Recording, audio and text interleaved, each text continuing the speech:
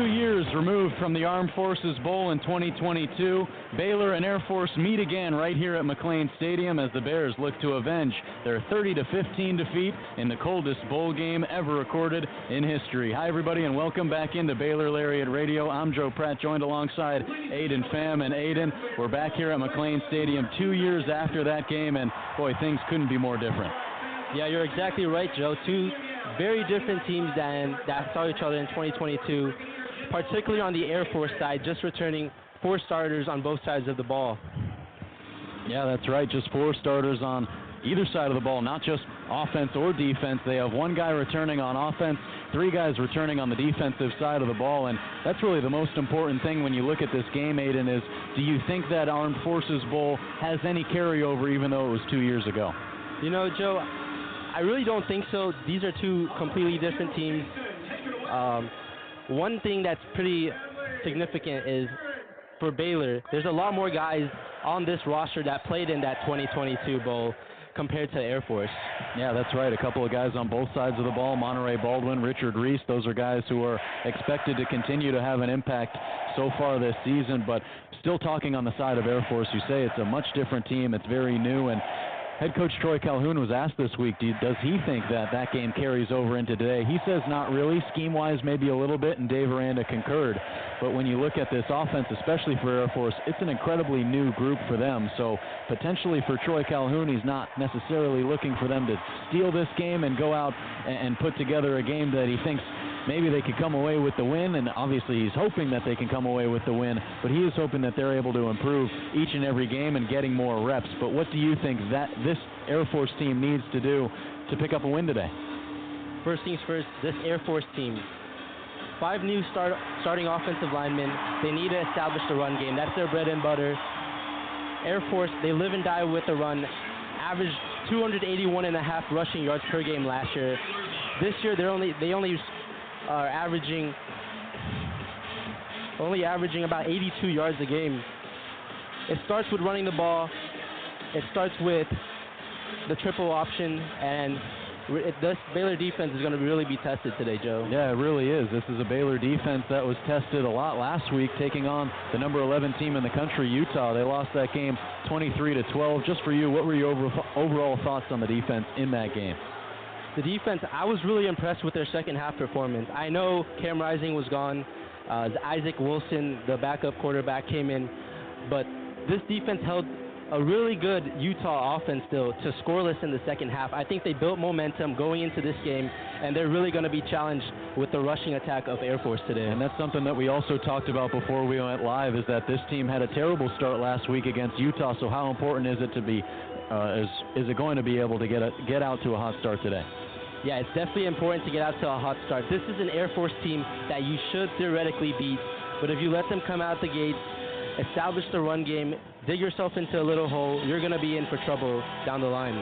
Yeah, you definitely could be. I mean, this is an Air Force team that has had so much success across the last 3 seasons, 20-8 when you take a look at their last 5 years under Coach Troy Calhoun. But the Baylor Bears are making their way out to the tunnel right now. The Baylor line is ready to welcome them into the stadium, and it's the first blackout at McLean since the rebrand in 2019 as the steam and smoke exudes from the northeast side of McLean Stadium. Monterey Baldwin at the front of that pack. He's going to lead them out of the tunnel for Week 3 against Air Force. Joe, it's a beautiful night in Waco. A little more warmer than 2022, but it's a great night on the Brazos in McLean Stadium. How about almost 100 degrees warmer than when the last time these 2 teams played? It was 13 degrees at Amon G. Carter Stadium, and that added a little bit of the disappointment to Baylor's loss. It was at TCU Stadium in that bowl game, losing 30-15. But wind chill made that one -1 degrees, the coldest bowl game ever recorded in history, 95 degrees at kickoff today. Yeah, Coach Aranda this week in his press conference said that Air Force game was so cold he couldn't even talk. I don't think he's going to have trouble with that this week. Definitely not. But let's go ahead and take a look at who's starting today for the Bears as the captains walk out there right now for the coin toss. We did receive news as we were walking into the stadium earlier today, right around 4:45, that Daquan Finn is out today, and Sawyer Robertson is getting the start, so he gets his 5th start as a Baylor Bear. Made 4 starts a season ago, and what can we expect from him in the pocket today? Yeah, Sawyer Robertson transferred from Mississippi State 2 seasons ago, competed for the starting job with Daquan Finn throughout the spring into the summer, and just a couple weeks before the season started, Aranda named Finn the starting quarterback. But this is a guy, he's experienced in this offense. He played for Mike Leach at Mississippi State, which is known for their air raid offense. So he has some experience slinging the ball. Yeah, he definitely does. We saw that last year. We've also seen that in both of the games so far this season. He was able to get a drive in against Tarleton State, and then last week when Daquan Finn went down with that rib injury, it looked like, which could be potentially the reason he's out this week. But how big is it that he's able to get some reps in those first 2 games and now eventually getting the start today? It's huge. Football is all about reps. Sawyer Robertson, he's got experience in this Jake Spavital offense, high-volume passing offense. I think he does a great job. I'm really impressed with his foundation of reading defenses, executing the quick throws, and he's got the ability to throw the deep ball, that's for sure. The Bears are going to receive the ball to start off this game.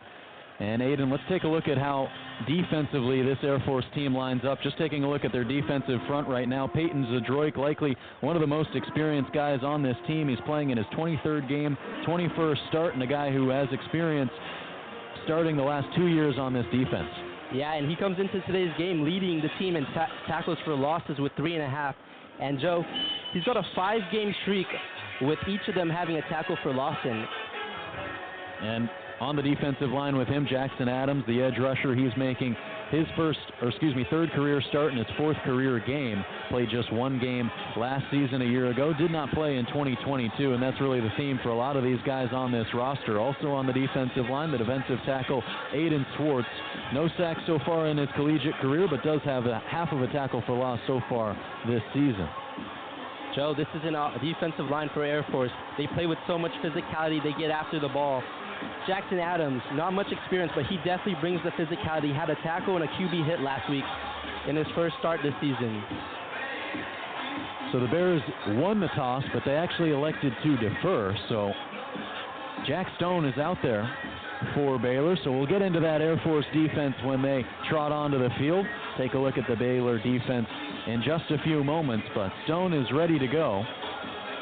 Steps back from the 25-yard line, ready to boot this one away with his right boot from right to left, south to north towards the north end zone, and bouncing just to the left of the big green B in the Baylor end zone on the near side. And at the 25-yard line is where the Falcons will start today.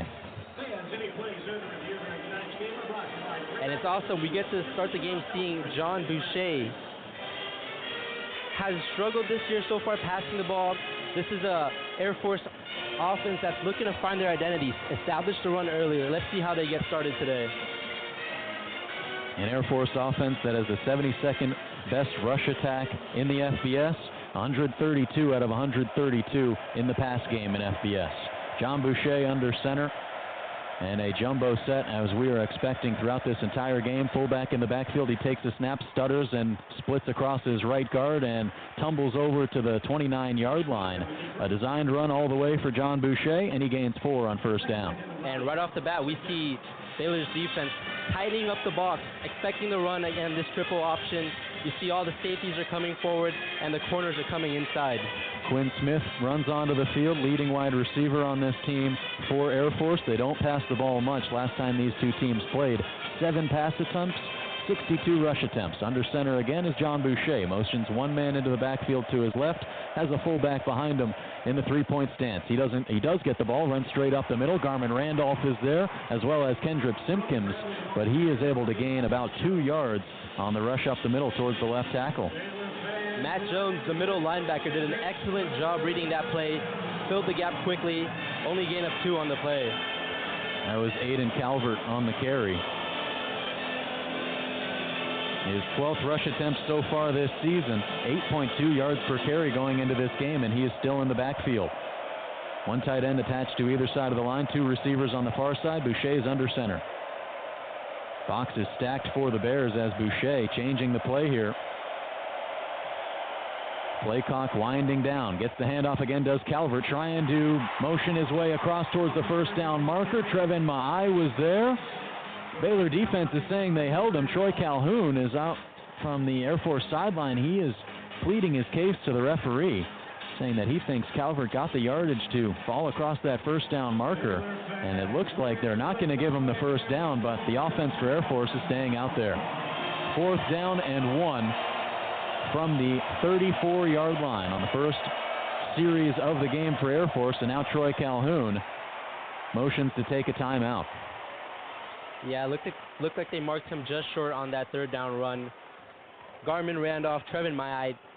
This defensive front for Baylor is playing very physical to start the game. They're not letting anything up, crashing the box. Yeah, and Calhoun is fired up right now. It's tough to tell. Did he call a timeout there, Aiden, or was that just him wanting to take a look with the chain game? Looks like it's going to be a timeout for Air Force. Unless, well, we're about to get the call from the official here. Yeah, it looks like they are going to leave it short, so it is a timeout called by Troy Calhoun. But this Baylor defense and the Baylor defensive front continuing to do a good job. As you mentioned, we saw it in the second half of last week's game at Utah. Yeah, and for Air Force offensively, came out just like we expected, trying to establish the run. They're in that formation. They got 3 backs in the backfield and some extra tight ends in there. Yeah, it's Aiden Calvert in the 3-point stance back there alongside Caden Cloud. And under center is John Boucher. 4th down and 1. Quarterback sneak. Rushes up the left guard, and it looks like he's able to tumble over for a gain of about 3. So an unconventional QB sneak there as he kind of stutter-stepped behind his left guard and was able to maneuver after that as the offensive line paved the way for Boucher to pick up their first down of this game. Excellent job on that play by the offensive line, pushing forward, and then Boucher gets the first down, and Air Force, new set of downs. We see Linus Noel in there. Cooper Lance not in the game. Struggling with an injury throughout last week's game against Utah, not in the lineup today, so we'll see a lot of Linus Noel. 5 on the defensive line for the Bears. It's another run play as Boucher keeps it on the quarterback keeper, runs straight up the middle, but swallowed up by Garmin Randolph. John Boucher still able to get 9 yards there on the 1st and 10. John Boucher did a nice job on that play, reading the outside linebacker. Looks like he kind of bit on that run, so Boucher did the right thing, pulled it, and took it himself. Going to see a lot of that triple option today. Allows you to distribute the ball as much as 6 different directions in one play. It could go to your fullback, tight end, running back, also wide receivers being used in this run game, and another jumbo set as Calvert's motion out of the backfield. Boucher is going to keep it again, but Matt Jones flies in there and swats him down behind the line of scrimmage. Matt Jones, a tackle for loss, brings up a 3rd down and 2. Matt Jones, such a great player, demonstrates such good field awareness. His ability to read plays is outstanding, Joel.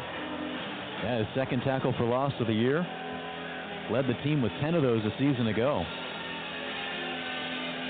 And it's going to be a big 3rd down for Air Force here. Let's see what this Baylor defense can get dialed up.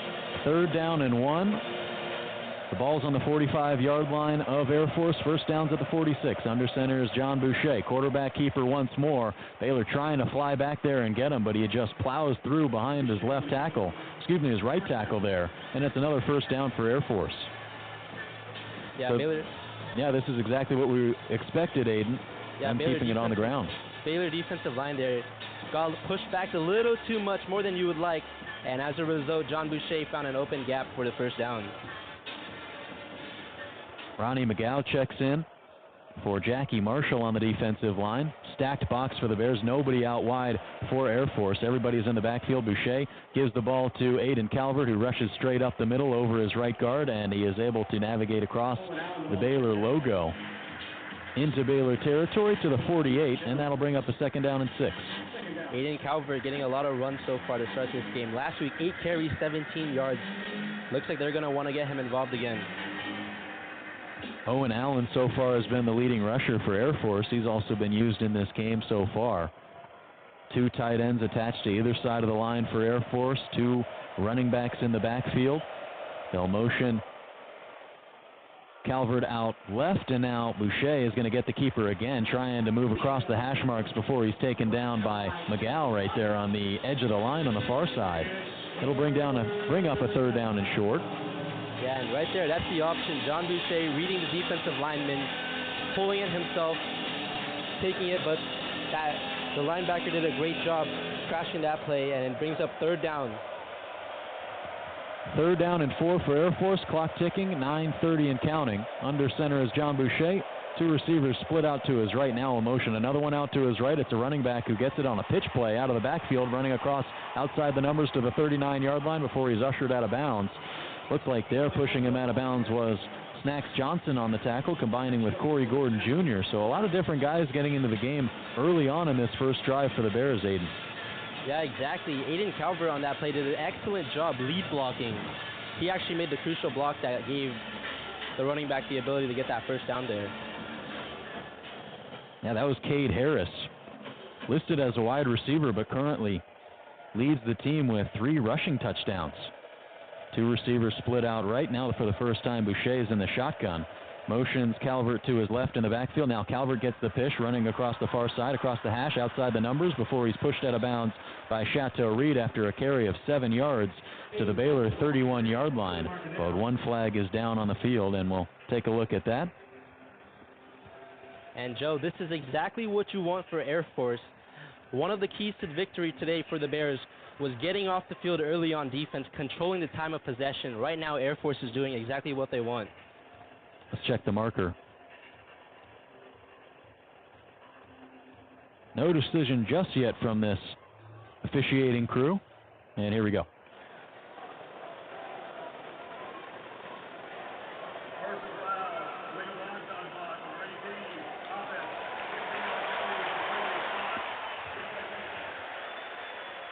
So that's going to go against the wide receiver, Quinn Smith,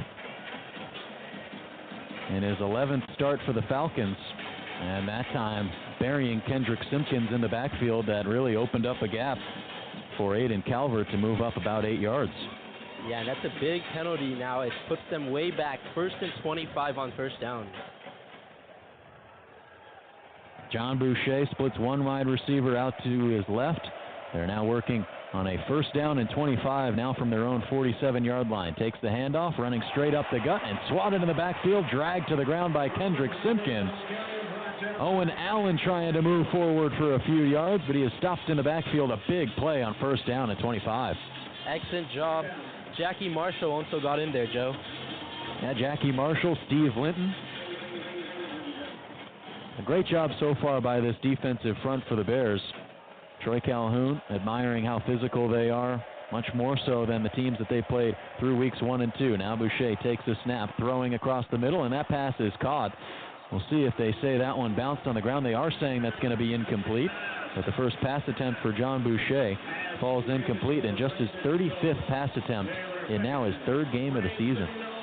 Yeah, Joe, now it's going to be 3rd and 24. This is why that penalty was so big. This is not an Air Force offense built to convert these long-distance plays. Yeah, it's a great point that you bring up. When they fall behind the chains and they don't have a elite passing attack, 132nd out of 132 FBS teams. So now Boucher, a lot of work to do here on 3rd down and 24 from his own 48-yard line. 2 wide receivers on either side. He takes the snap from the shotgun, drops back, looking deep down the right sideline. Flags fly, but the pass is incomplete. Snacks Johnson was in coverage, swats that one away, and it brings up 4th down. Need to check the penalty marker, though. Snacks Johnson, excellent coverage there.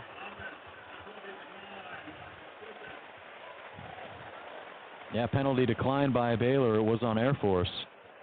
Yeah, and like I was saying, Snacks Johnson, excellent coverage there. Does a great job trailing the receiver, making the pass breakup. Orlando Johnson, the redshirt senior out of Lancaster, Texas, making his return to this roster after starting his career here at Baylor. Went to Arkansas for 1 year, but now he's back for his final season. And now, out to punt this one away, Carson Bay takes it, and that one's blocked in the backfield. The Bears have it. jumping on the ball, and they got it deep in Air Force territory at the 28-yard line. What a way to build momentum to start off this game. A blocked punt on the first series on Air Force. Exactly, Joe. What a big play that is. Big momentum swing for Baylor. That's a big turnover, and this is going to set Sawyer Robertson and this Baylor offense in great field position to start the game. It was Josh White, the one to pick it up.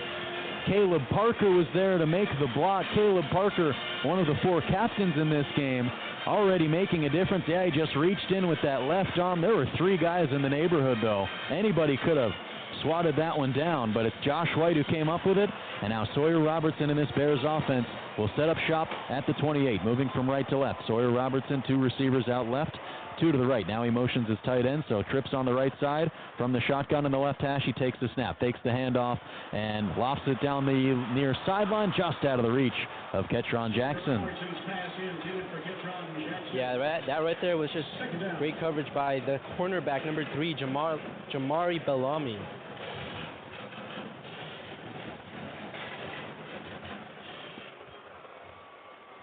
Now back with 2 receivers out right. 1 on the near side left, but Bryson Washington gets the handoff and falls over for about 4 yards on second down. Bryson Washington getting into his first game this season for the Bears. Did not play in weeks 1 and 2.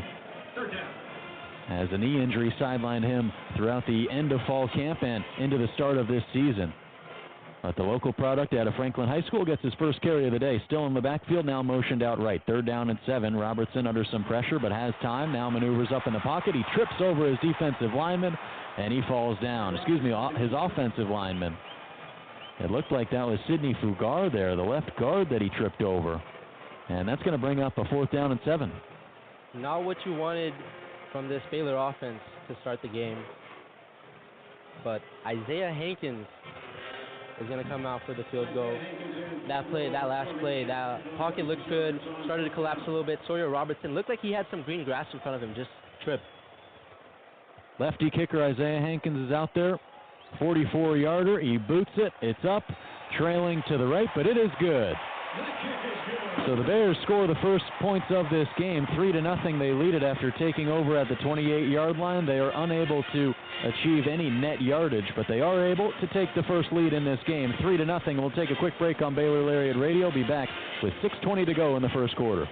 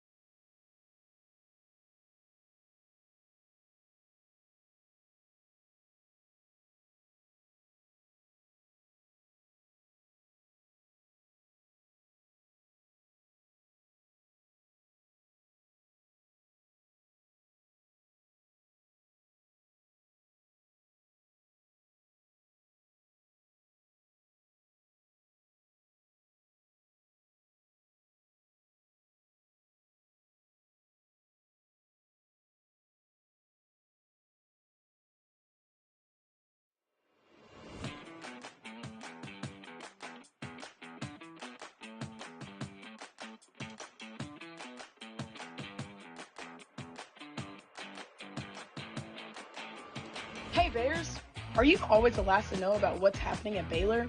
Are you left quiet in a group when talking about last week's game? Well, you haven't gotten your morning buzz yet. Did you know you can get your dose of current Baylor news every Tuesday through Friday straight to your inbox? The Baylor Lariat Morning Buzz e-newsletter provides you with breaking Baylor stories, local events, and in-depth sports coverage daily. You can be in the know on all things Baylor. If you aren't already buzzing, go to BaylorLariat.com. That's BaylorLariat.com. Click the subscribe now to get your morning buzz from the Baylor Lariat. News for the students, by the students. We'll see you in your inbox.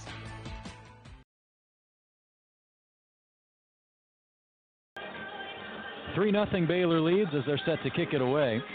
With the scoreboard at their back, this entire special teams unit about ready to spread out across the 35-yard line. Jack Stone positions the ball, and we are ready to go to start off Air Force's second series of this ball game. 6:20 to go in the first quarter, and the first blackout at McLean Stadium since the rebrand in 2019. The Bears wearing their anthracite jerseys for the first time. Jack Stone ready to go. The right boot, end over end from right to left, just in front of us. It pounds on the L right in the middle of the end zone, bounces back, but it's in there for a touchback. And we're going to get our second look at this Air Force offense. I thought, Joe, they did a great job moving down the field on that first drive. Baylor defense, they bent but they didn't break. In the end, they got the stop, block punt, and unfortunately Baylor was able to come away with some points on that last drive offensively. And you noticed something about John Boucher's reads with the triple option. He's really reading what the defensive tackles are seeing. So what did you see in that first drive? Yeah, so John Boucher is doing an excellent job reading the nose tackle. He's reading him to see if he crashes in on the running back.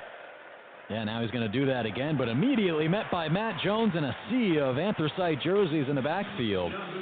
So they won't gain any yards on first down. Yeah, on that play, the design quarterback keeper, Baylor defense does a nice job rallying to the football and making the tackle for a loss. Or actually, a no gain on the play. Second down and 10. Two running backs in the backfield with a fullback. Two receivers out left, and now a pitch play to the left for Calvert outside the hash marks, trying to split his way up across the 30-yard line, but he's upended by Caden Jenkins. A lot of these Air Force plays that they have been getting a lot of yards on have been outside, Joe, not inside the tackle like they've been doing against Merrimack and San Jose. Different approach to this game, and it seems to be working so far. Trying to spread out the field, make some of the less bigger guys on this defense make the tackles. That time it was Caden Jenkins, the sophomore cornerback. Now it's another run play with Boucher keeping it up the middle. He slips as he's being tackled by Keaton Thomas. So it's only a gain of about 2 there, and it's going to bring up a 4th down and 2. So we'll see if Troy Calhoun decides to send his punting unit out there, and he will. Good job by that defense getting the stop, forcing the Air Force to punt. And then we'll get a second look at Sawyer Robertson and the Baylor offense. Yeah, just about 3.5 minutes after Carson Bay's first punt was blocked. He's back out there standing at the left hash mark of the 19-yard line, ready to boot this one away. Takes a snap and sends this one from left to right towards Josh Cameron. Fair catch is signaled for and taken at the 32-yard line. So the Bears will set up shop right there. And a few moments ago, during the last break, Baylor honoring the 1974 Southwest Conference Championship team, the 50-year anniversary of that team. And boy, Aiden, there's a lot going on for this game. Week 3, the Black Ops night, the blackout. And what are your thoughts from seeing McLean Stadium from up here instead of at field level? There's a lot. You're exactly right. There's a lot going on this weekend. Joe, we've got a packed house, blackout game. Looks like the crowd came ready, engaged.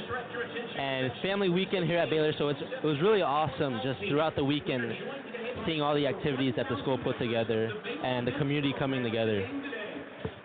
Well, for you, you're now second game as a Baylor student, and last week you were able to cover the game with LTVN, and just maybe some thoughts on the way the speed of the game is so much different. And that's something that Troy Calhoun was talking about throughout this week, is that with Merrimack, with San Jose State, 2 games where they went 1-1, lost to Merrimack, beat San Jose State. He said the speed and the physicality is way different when you're playing against a team like Baylor. Have you seen that physicality perform up to the test that we know it can today? Exactly.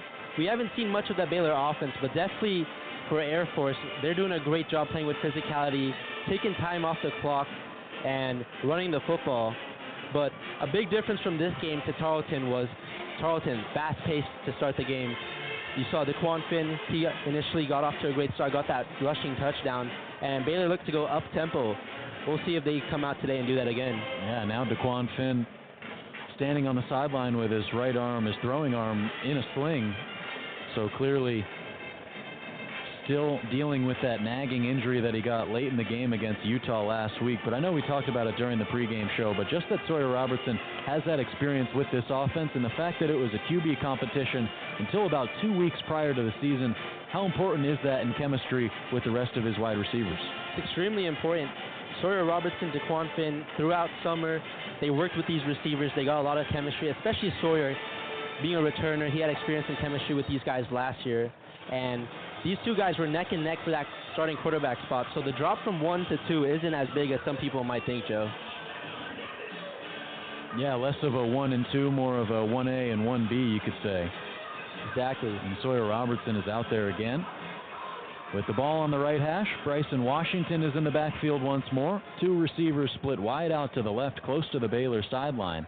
And then 1 on the weak side to the far side right. From the shotgun, Robertson takes the snap. Washington gets the handoff. Bulldozes straight up the middle, carries it 6 yards, and absolutely pounds the inside linebacker, Osario Aihi. Yeah, Colton Price and Omar Ibedion did a great job double-teaming that nose tackle. Second down and 5. Washington again up the right hash, and he only gets about 2 there. But Omar Ibedion, it's a great point that you brought up. He was asked earlier on this week about what Bryson Washington brings to this team. He said physicality and leadership. And I think the physicality part is definitely something that we've seen from these first 3 violent runs from Washington. Now he's to the right of Robertson, trips to the left, 1 wide receiver out right. Robertson takes the snap, 3rd down and 3, looking to the right sideline, and the catch is made by Josh Cameron. He's upended at the 35-yard line where he drifts out of bounds there, but it's a 25-yard pickup on 3rd down and 3 for the Bears. Exactly. The Air Force defense, running that zone defense. Sawyer Robertson does a nice job finding that seam and making the pass. Yeah, offense pushing the pace. Josh Cameron catches the bubble screen, now moves across the 1st down marker where he's pushed out again on the far side by Grant Ewell. Yeah, and it looks like Baylor is trying to pick up the pace a little bit, getting up to the line and getting a quick start. 25-yard line of Air Force, 2 receivers on either side. From the right hash for Robertson, he's from the shotgun trying to continue to get this hard count off. Not budging his Air Force. He takes the snap. Play action pass. Great block by Washington. Throws over the middle. Pass is caught by Josh Cameron. Trying to make his way to the pylon, but he's pushed out of bounds at the 1. Flags are down on the play, though. Yeah, that's a good catch by Josh Cameron, doing a great job powering forward, getting as many yards as possible after the catch. And unfortunately, it's all going to be coming back. Just a great block laid down by Bryson Washington, as it looked like that was David Santiago rushing in there on the blitz. And you talked about it before the game. Santiago, a guy who plays outside linebacker but loves to join the blitz. Yeah, David Santiago leads this team in pass breakups, but he can also get involved in the blitz. We've seen him do it many times over the past 2 games of Air Force. That time he blitzed. Washington did a great job picking it up. 1st down and 10. Now Pendergrass in the game. Tries to bulldoze over 1 man, but the ball's free. Jarred out by Grant Ewell, and now Air Force jumps on it. They say they got the ball at the 27-yard line, and they do. Dawson Pendergrass fumbles the ball on his first carry of this game. And that was Trey Williams who picked up the football, and the Falcons will have it at their own 28. Yeah, and more importantly, that's a big hit on that play by number 44, Grant Ewell, to pop that ball out. This is a physical Air Force team. I think Troy Calhoun maybe doesn't give his team enough credit, but it's an incredibly disciplined group. And when he was asked about making the switch, he was involved in the Houston Texans organization and then got the job offer from Air Force, and he was really reluctant to take that job offer initially. But then when he thought a bit more about the way that all of these guys are committed to serving not only their team, not only their university, but also their country, because this is a team that takes football to the next level, and it's not about trying to find your place in the transfer portal. It's not just about playing football and trying to make the NFL. All of these guys are ready and prepared to serve their country, and that's a big reason as to why Troy Calhoun felt that he needed to step up and take this position at Air Force. And boy, he's been successful already, 10-plus win seasons throughout his career. Yeah, so much respect for Troy Calhoun and this Air Force team. And these are guys who maybe didn't get a lot of offers coming out of high school, but they're making the best of their opportunities, and they're competing at a high level at the FBS level, Joe.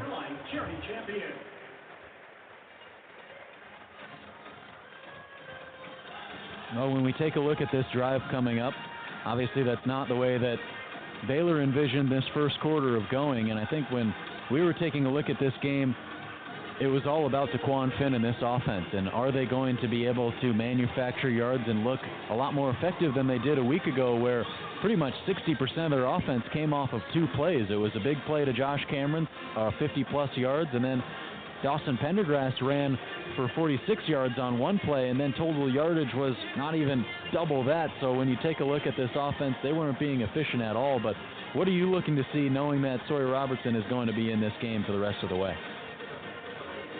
Offensively for Baylor, establishing the run game, blocking well up front. They kind of struggled last week a little bit against that big Utah front, but this week establish the run. That opens the game up for the pass and makes Sawyer Robertson's job just a little bit easier to make him more comfortable. So now this Baylor defense trots back out there. Yeah, and Sawyer Robertson so far, I know he has that 1 incompletion, but 2 for 3 on the day, 36 yards so far. 4 on the line for the Bears. 2 receivers to the far side for Boucher. Now he motions one into the backfield. So 1 fullback to his right, running back to his left. They hand it off to Calvert. Now he pitches it back to Owen Allen. He breaks free outside of the numbers, up the left sideline, and across into Baylor territory, where he's pushed out of bounds by Brooks Miller at the 47-yard line. But a big gain on the first play of this drive for Air Force. That's just a great play designed by Air Force. Catching them all going one way and the reverse the other way for a big gain on first down. Boucher in the backfield. A tight end into the backfield. Fullback right behind him, and then to his left, Aiden Calvert, the running back. But Owen Allen, the fullback, gets the carry. He rushes up across the 45-yard line, a gain of about 2. Brooks Miller was in there again. Matt Jones as well, the 6th-year senior. One of 5 players on this defense, 5 starters on this defense, I should say, who did play in that Armed Forces Bowl in 2022, had 10 total tackles in that game, led the team. Yeah, and I think that's what comes in very helpful for this Baylor defense. They got guys coming back who are experienced. They've seen this offense before. Jumbo set 1 man in the backfield. Allen doesn't get the snap. Boucher on the keeper, but he pitches it towards Calvert, who trips over. Looks like that's Steve Linton who was in the backfield, actually Kendrick Simpkins, but that was another misdirection there on the option play for Boucher. Decides to pitch into his running back, but he is immediately upended by Simpkins. Yeah, that play looked dead from the start. Kendrick Simpson didn't fall for the pull at all. Came in closing on the Boucher, and then Steve Linton was just there to clean up the tackle. That was actually Cade Harris who got another carry. 3 receptions so far this year as a wide receiver. All of his time mostly has been as a runner. Now Boucher takes the snap, drops back, quarterback draw, running up the middle, squeezes out of a tackle from Johnson. Now pushed out of bounds at the 34 by Devin Bobby.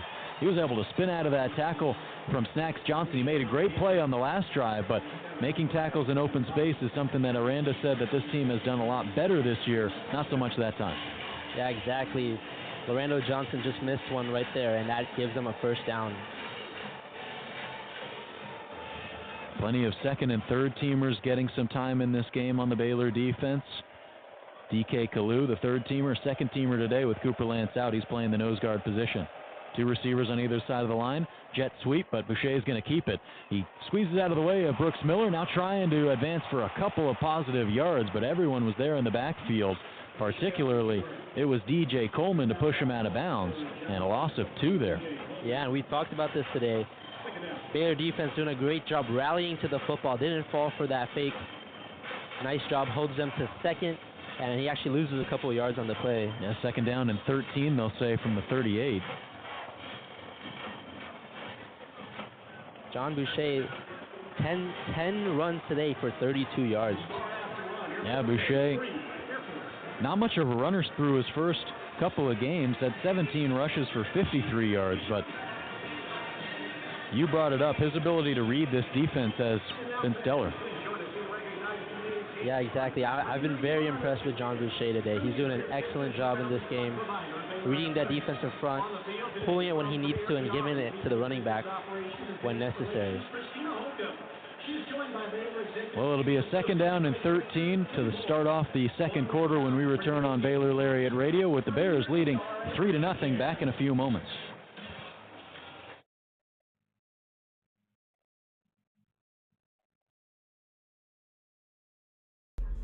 Hey Bears, are you a freshman or senior? Freshman and senior portraits are being scheduled right now. Watch your Baylor email for more information on how to reserve your sitting today.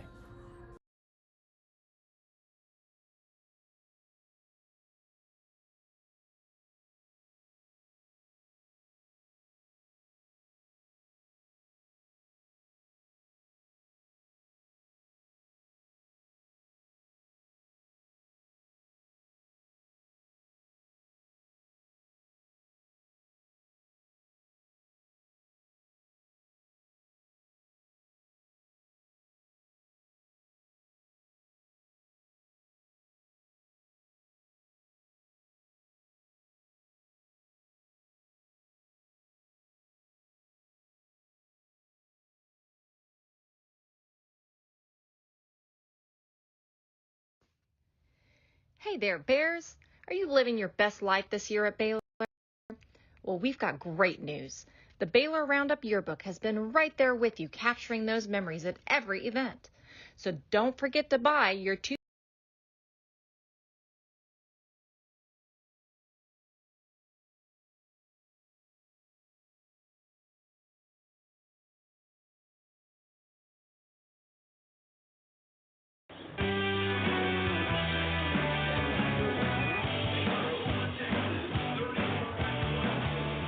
Back for the start of the second quarter from McLean Stadium. This Air Force offense is ready to get back out there and go against this Baylor defense. And Aidan, we're seeing a lot of different guys get into this game defensively for the Bears. And what have been your overall thoughts on this D so far?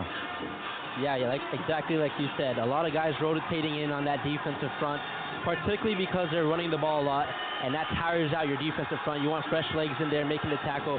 But another key thing is these safeties. Devin Bobbies has 4 tackles today. They're swarming to the line of scrimmage, making the tackles from all the way back there. Yeah, Devin Bobby, the furthest guy back on this defense in this Air Force offense. Now moving from right to left from the 38-yard line in Baylor territory. Boucher takes the snap, quarterback keeper. Now he's actually going to pitch it to his wide receiver, running out of the backfield across the numbers, outside the numbers, and outside the hash marks where he's pushed out of bounds at the 24-yard line. Cade Harris picks up 9 on 2nd down and 13. Good job on that play by the left tackle, Alex Moore, getting outside, making a big block for his running back. Well, for John Boucher, not his first time playing in front of a packed crowd. Got his first 2 starts for Air Force a season ago. His second one being at Boise State, where he played in front of 48,000. Now he's under center with 1 wide receiver split far out to the right, nobody out left. 2 guys in the backfield, takes the snap, and it's a handoff straight up the middle with one of their running backs. Tough to tell who that was. I'll say it was Jerron Bradley, actually, and he was able to fall over for about 4 yards there on first down.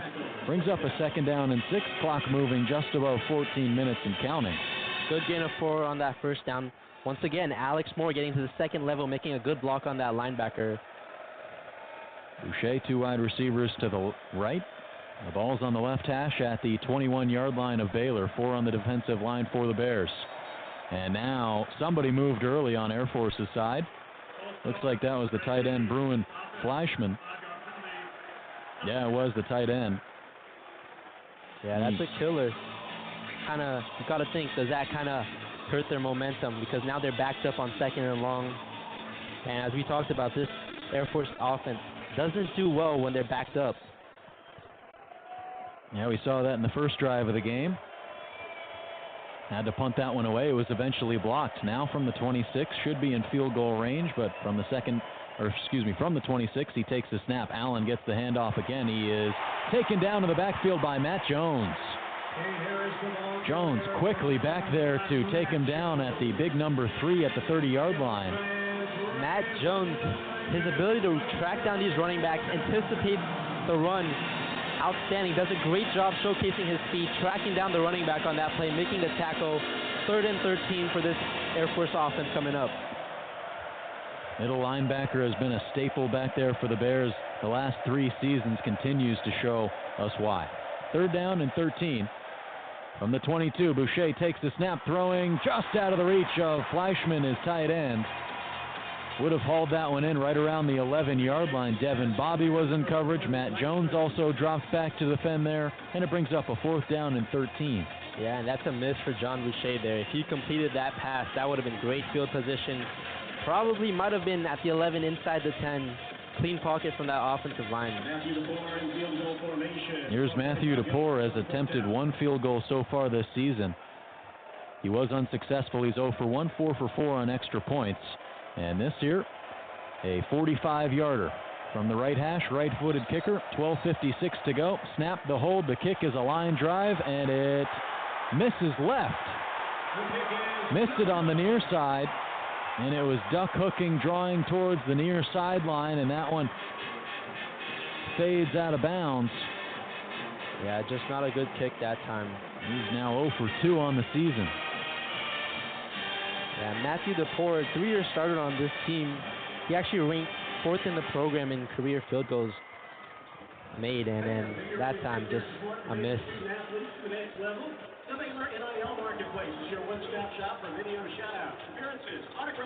Well, this is an Air Force team that has had a lot of turnover happen these past couple of seasons, and when you take a look at the senior class that finished with that game against Baylor in 2022, the 30-15 win in the Armed Forces Bowl, that was a senior class that was able to pull off double-digit wins in every single season that they had. And since then, you don't want to say it's been a steep drop-off, as they went 9-4 last year compared to 10-3 that year, the Armed Forces year. But they went back to the Armed Forces Bowl a season ago to take down a James Madison team that was vying for their own bowl game. Of course, they did eventually get one as an FBS team, kind of similar to the situation that Tarleton State was in a year ago. But this is an Air Force team that can learn a lot from this game, and Troy Calhoun said they just haven't had enough at-bats. They haven't had enough reps. So how important is it for them just to be able to get some of those reps and see more guys step up as leaders?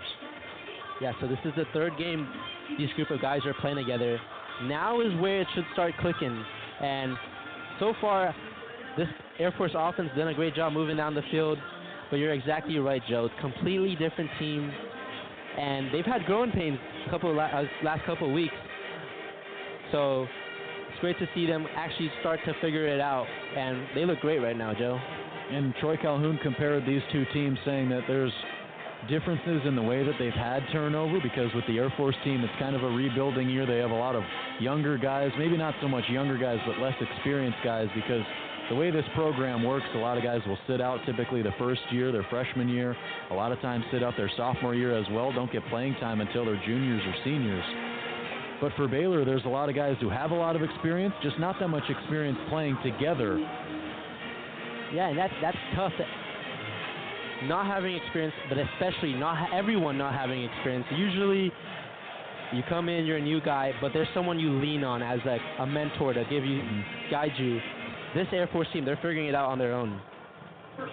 Well, we expected to see the 6th-year quarterback get the start today, but we have the sophomore quarterback, Sawyer Robertson, as his 5th career start. He has a little bit of experience, but not as much, similar to the side of Air Force.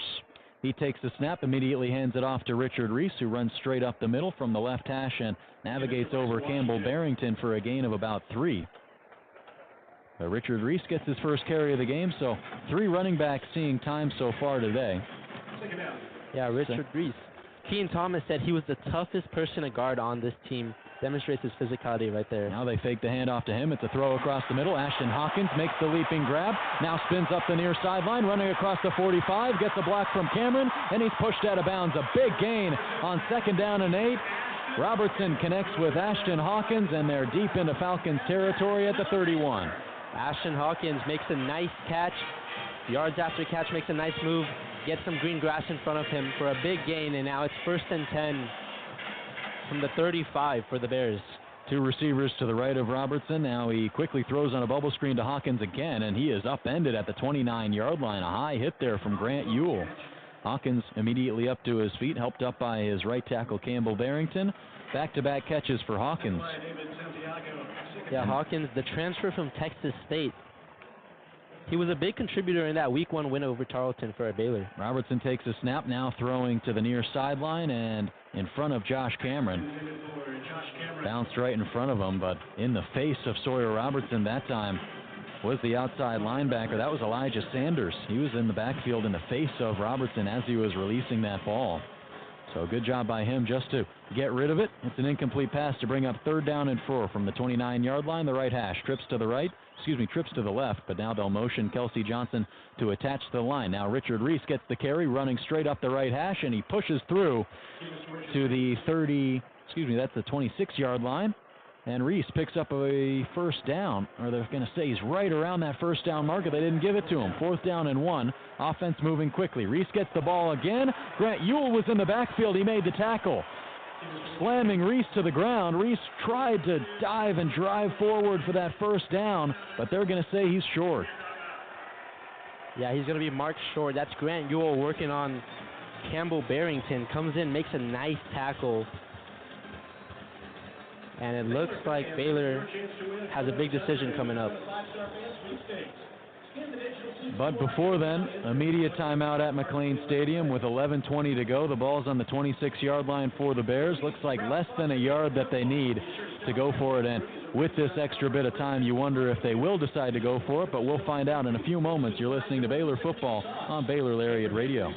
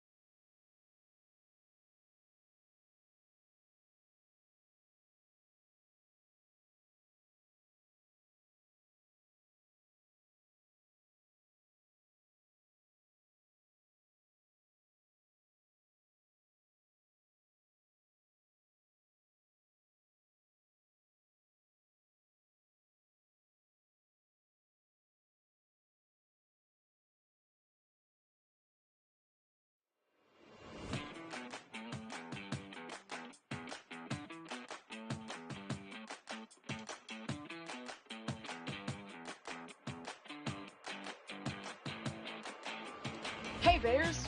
Are you always the last to know about what's happening at Baylor? Are you left quiet in a group when talking about last week's game? Well, you haven't gotten your morning buzz yet. Did you know you can get your dose of current Baylor news every Tuesday through Friday straight to your inbox? The Baylor Lariat Morning Buzz e-newsletter provides you with breaking Baylor stories, local events, and in-depth sports coverage daily. You can be in the know on all things Baylor. If you aren't already buzzing, go to Baylor Lariat.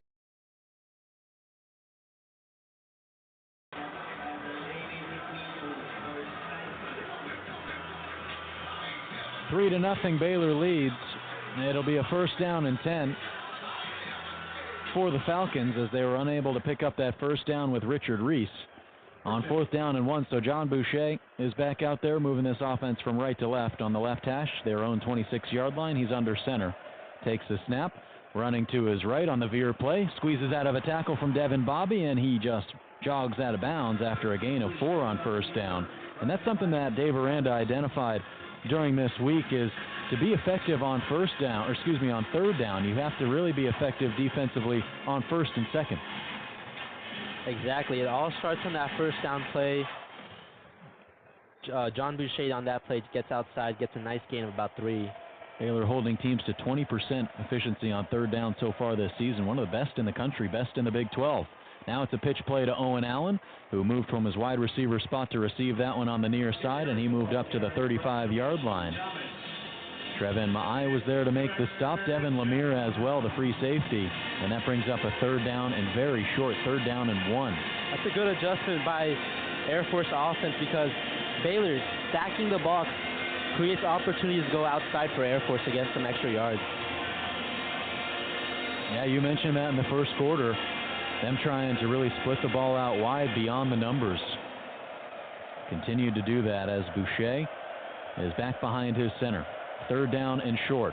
A run all the way as it's taken straight up the middle by Allen, and he is pushed backwards, but we'll see if forward progress was able to give him the first down, and they'll say it will.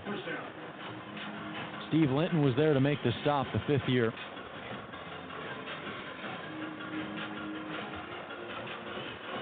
Yeah, Steve Linton does a great job. His size and strength helps him disrupt the run, solidifies him on that defensive front. Linton in his 40th collegiate game today. 9:43 and counting on the clock. Ball's at the 37-yard line. 1st and 10. Boucher throwing. Lost that one high towards Allen. It's just out of his reach on the far sideline. Great coverage from Devin Bobby. Was with him step for step. And that brings up a 2nd down and 10.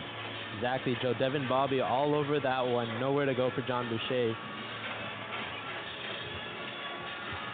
So 2nd down and 10 for Air Force. 9:35 on the clock. Operating from their own 37-yard line. We're stationed right above the Baylor end zone, so they're moving from right to left.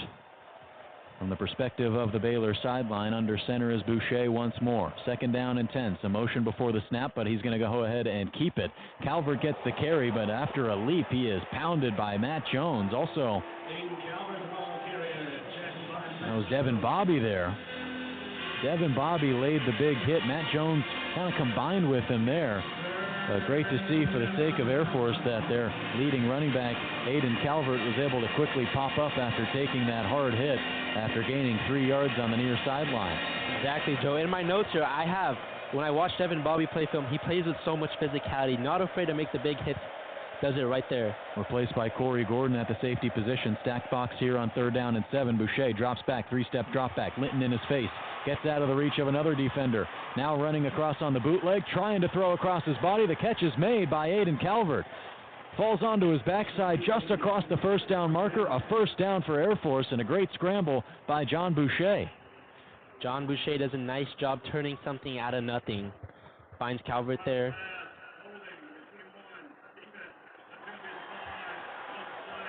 Yeah, it might not have mattered either way. As Chateau Reed got called for a holding penalty, they'll decline that.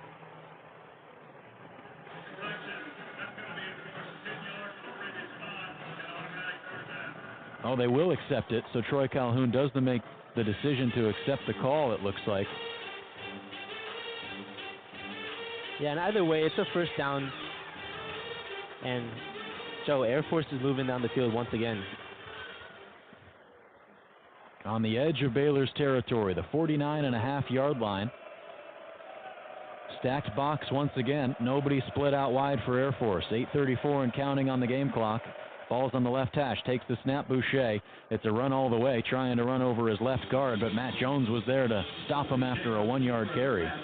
Matt Jones was there. Corey Gordon coming up from his safety spot, combining on that tackle. You love to see the physical play from this Baylor secondary right now. Well, we knew that Air Force was going to try to control this game on the line of scrimmage, try to control the clock. They have held the ball for over 14 minutes. Baylor, under 5 minutes. Under center again is John Boucher. He takes the snap. It's a handoff again to Calvert, running straight up the middle, but immediately stopped by the defensive front of Baylor. Matt Jones coming in there, making the tackle. Had 10 tackles last week against Utah.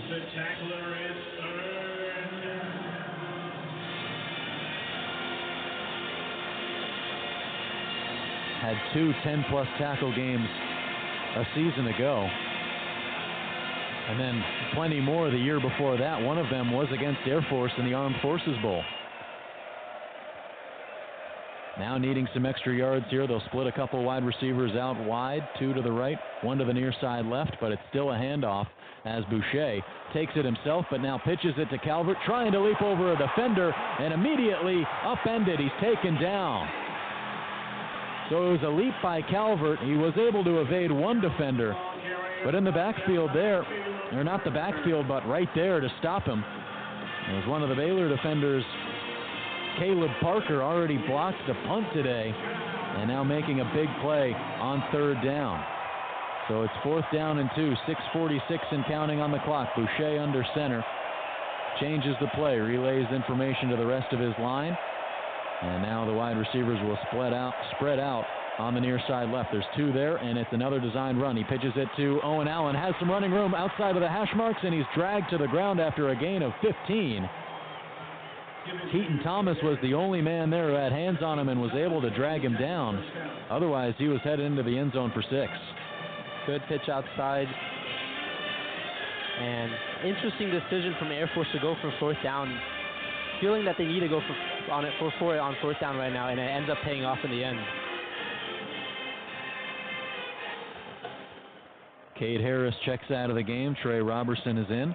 He's split out wide to the right and on an island with Caden Jenkins. Now motion in the backfield. They'll motion a wide receiver out right. It's a run straight up the middle with Aiden Calvert, and he's swallowed up by the Baylor defensive line. Keaton Thomas, back-to-back tackles on back-to-back plays. It brings up a 2nd down and 10.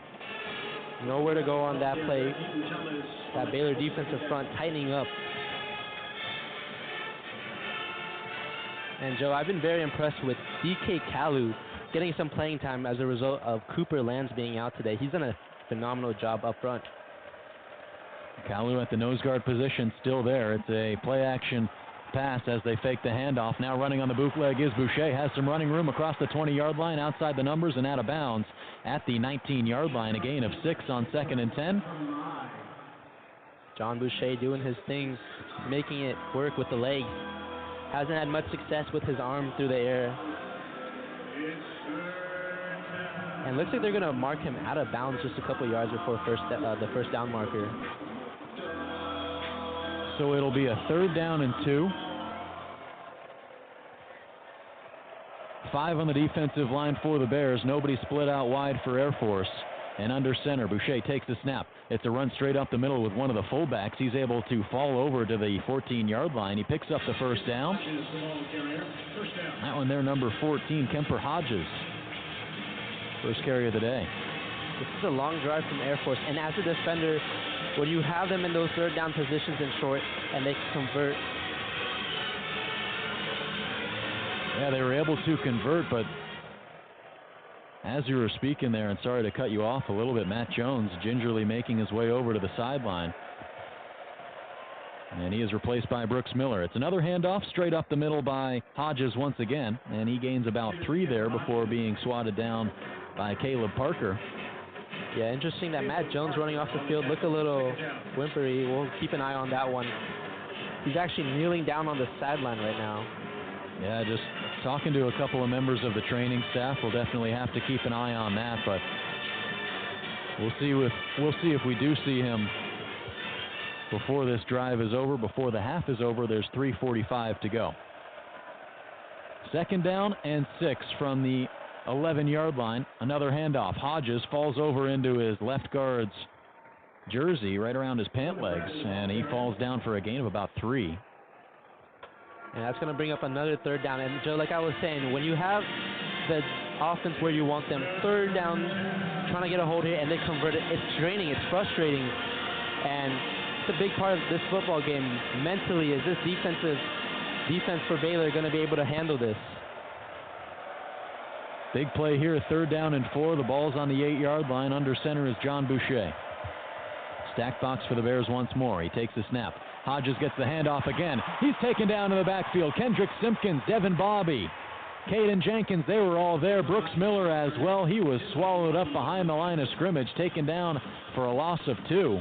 On 4th down, on 3rd down, and it'll bring up a 4th down and 5. So Air Force with a chance to tie up this ball game right here with a 26-yard attempt. So it's Matthew DePore. He's already 0 for 1 today from 44 yards, and he's 0 for 2 on the season. Already missed a 24-yarder earlier on this year. This one exactly 26 yards.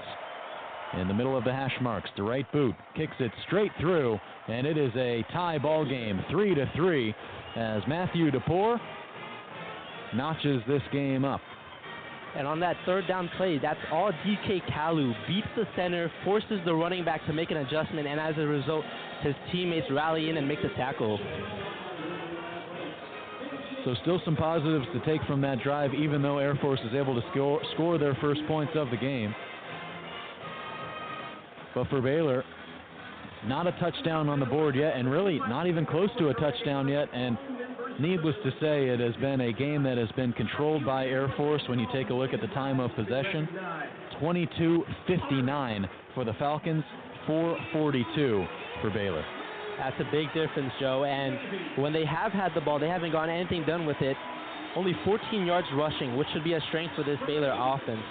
Right now, nothing going in the run game. And you see this right now, Aiden, as we're telling you. Dave Aranda, right now in a huddle, it looks like it's the entire starting unit on either side of the ball, except for the offensive line and quarterback.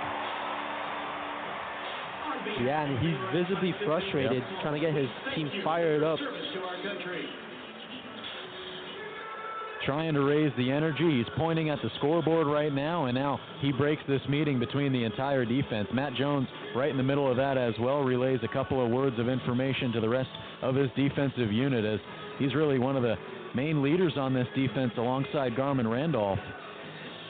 And clearly Dave Aranda not pleased with what he's seen from his defense so far in this game, likely from that last drive, as they were just outworked, and Air Force looked like the more physical team, which is something that Troy Calhoun identified going into this game, was how physical Baylor is. You're exactly right, Joe. That drive right there came down to physicality. Air Force just wanted it more. They had them third and short. Simply, they were just beat. They just couldn't get the tackle. And let's see if that Dave Aranda talk fires up this team to get something going here. They're going to have some time to get something going. 2:19 on the clock, Joe. And Aranda is trying to walk the line a little bit, because last week he did say to his team, he said in the weekly press conference that he brought too much energy to the game. He put too much emphasis on the game against Utah and how good they were and how important the game meant, that they thought they were trying to do a little bit too much. But in this game, potentially with a bit easier of a task, needless to say, in a team in Air Force compared to a team in Utah that is on the outside looking in, nearly a top 10 team in the nation. But he is clearly expecting more from this defensive unit. Yeah, last week they did too much. Football's simple. Just do your job. And this week, they're not doing their job, Joe. Right boot from DePore, from right to left.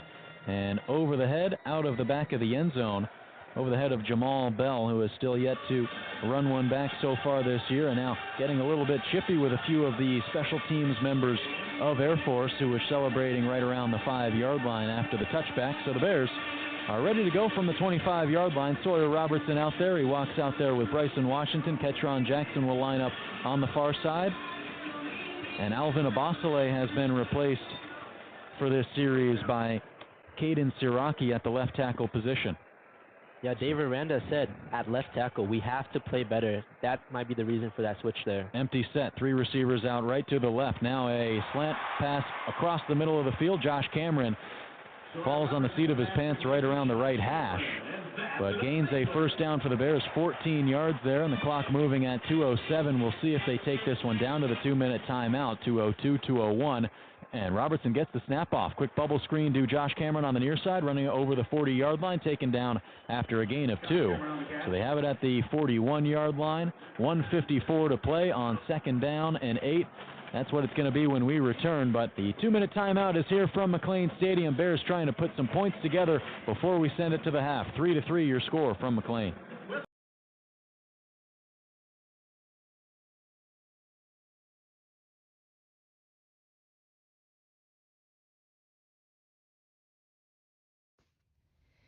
Hey there, Bears. Are you living your best life this year at Baylor? Well, we've got great news. The Baylor Roundup Yearbook has been right there with you, capturing those memories at every event. So don't forget to buy your 2022-23 Baylor Roundup Yearbook today and share your memories with friends and family for generations to come. But wait, did you already graduate? Don't worry, we've got you covered. We have yearbooks dating all the way back to 1896. So visit our website today at www.baylor.edu/roundup and order your copy. That's www.baylor.edu/ROUNDUP.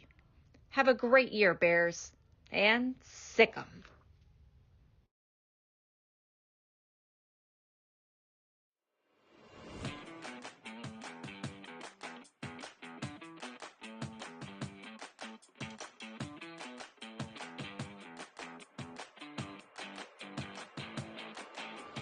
Hey Bears! Are you always the last to know about what's happening at Baylor? Are you left quiet in a group when talking about last week's game? Well, you haven't gotten your morning buzz yet. Did you know you can get your dose of current Baylor news every Tuesday through Friday straight to your inbox? The Baylor Lariat Morning Buzz e-newsletter provides you with breaking Baylor stories, local events, and in-depth sports coverage daily. You can be in the know on all things Baylor. If you aren't already buzzing, go to BaylorLariat.com. That's BaylorLariat.com and click the subscribe now to get your morning buzz from the Baylor Lariat. News for the students, by the students. We'll see you in your inbox.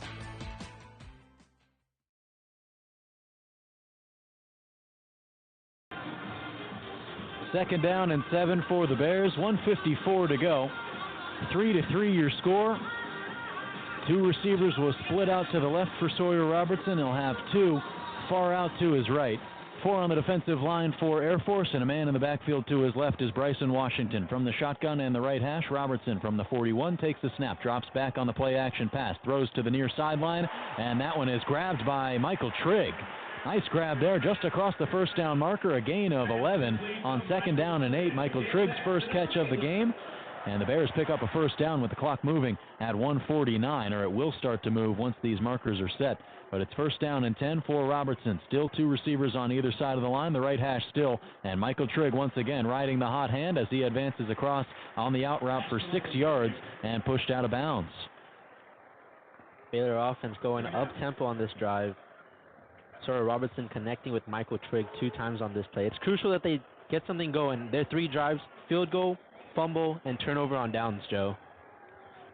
Two receivers on either side of the line. Play action pass for Robertson under some pressure. Giving chase is Grant Ewell, but he dumps that one off. Bryson Washington running across outside the numbers to the 25. He lowers the shoulder and loses the football. Air Force says they have the ball. Washington was driving towards the 25-yard line. He thought he maybe might have drifted out of bounds, but it looks like Air Force has the ball as of right now. He went down in front of their sideline. The entire sideline erupted in celebration. Bryson Washington makes a nice catch, run after the catch, but Jerome Gaylord, the cornerback, comes in, makes a big hit, forces the fumble. That's the second time today a big hit from the Air Force defense has forced a turnover. And that is a killer for that Baylor offense. Well, hang on, though. The offense is still out there. Troy Calhoun is about 10 yards off of his sideline, and plenty of the Air Force team is also off of their sideline, too. They're kind of gathered right around the 30-yard line. Troy Calhoun is not happy.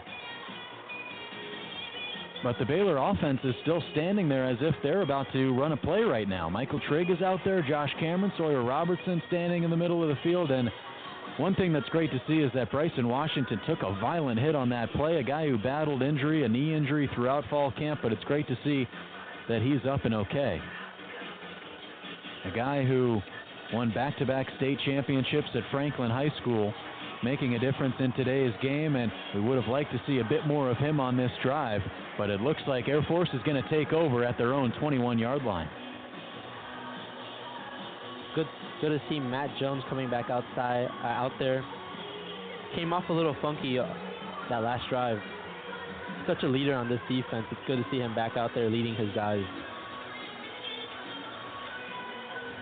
So now it's going to be John Boucher running out there to try to push his offense downfield with 1:33 to go.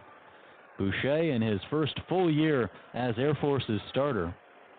But as mentioned earlier, he got some time in the big moment a year ago playing against big teams like UNLV and on the road in front of 48,000 at Boise State. Now he takes the snap, running across over the right hash, pushes out of the way of Devin Bobby, and now falls over across the 25-yard line to actually the 24. Only gains 2 there on the first down carry, and likely content are the Falcons just to run out the rest of this clock, but there is a penalty marker down. We'll see what the decision is.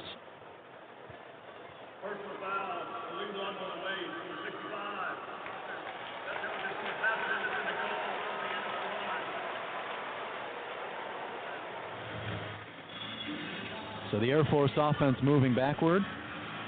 Yeah, they're going to get the right tackle, Samuel Floysand, on that chop block, the illegal chop block there. It's a brand new offensive line for Troy Calhoun. All 5 first-year starters, and Samuel Floysand in his 4th career game today. And Joe, they're backed up, 1st and 19. First down and 19, 1:24 to go from the 12-yard line. The right hash, John Boucher, nobody split out wide. Couple of tight ends attached to the line now, motion, but it's a handoff to the back that's right behind him. Hodges is going to try to barrel through and nearly was able to break that one free, but he was wrapped up by Devin Lemire and dragged down to the ground after a gain of about 4. And a timeout is called by Baylor. Yeah, on that last play, that Air Force offensive line did a good job getting the second level, making the blocks. But fortunately for Baylor, Devin Lemire flew up from his safety spot to make the tackle. One thing that Dave Aranda identified after last week's game against Utah and then making the transition into this week's game against Air Force is that selling out for the run can sometimes lead to a lot of big explosive plays, and that's something that this defense is really wanting to prevent because offensively they're really not able to get any of those explosive plays, really. Yeah, and that's exactly what we're seeing. They're selling out, stacking the box, and as a result they're getting outside. And when you blitz, you live and die by the blitz. If you blitz, you better get there, because if not, that's going to be a big play.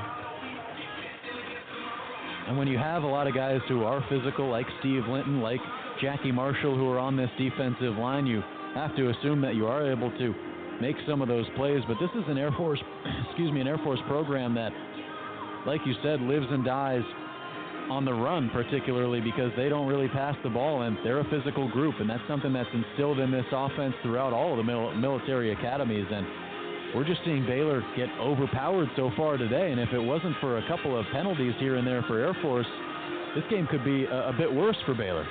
Exactly, and this game looks kind of like that Armed Forces Bowl. Air Force rushed for 276 yards and 2 touchdowns, and in that game, Baylor struggled to establish the run. Yeah, they really did. Averaged under 2 yards per carry in that game. And they did that last week as well, and just not what you want to see for the Bears when you take a look at their rushing today. 1.8 yards per carry. And that all starts with that offensive line, Joe.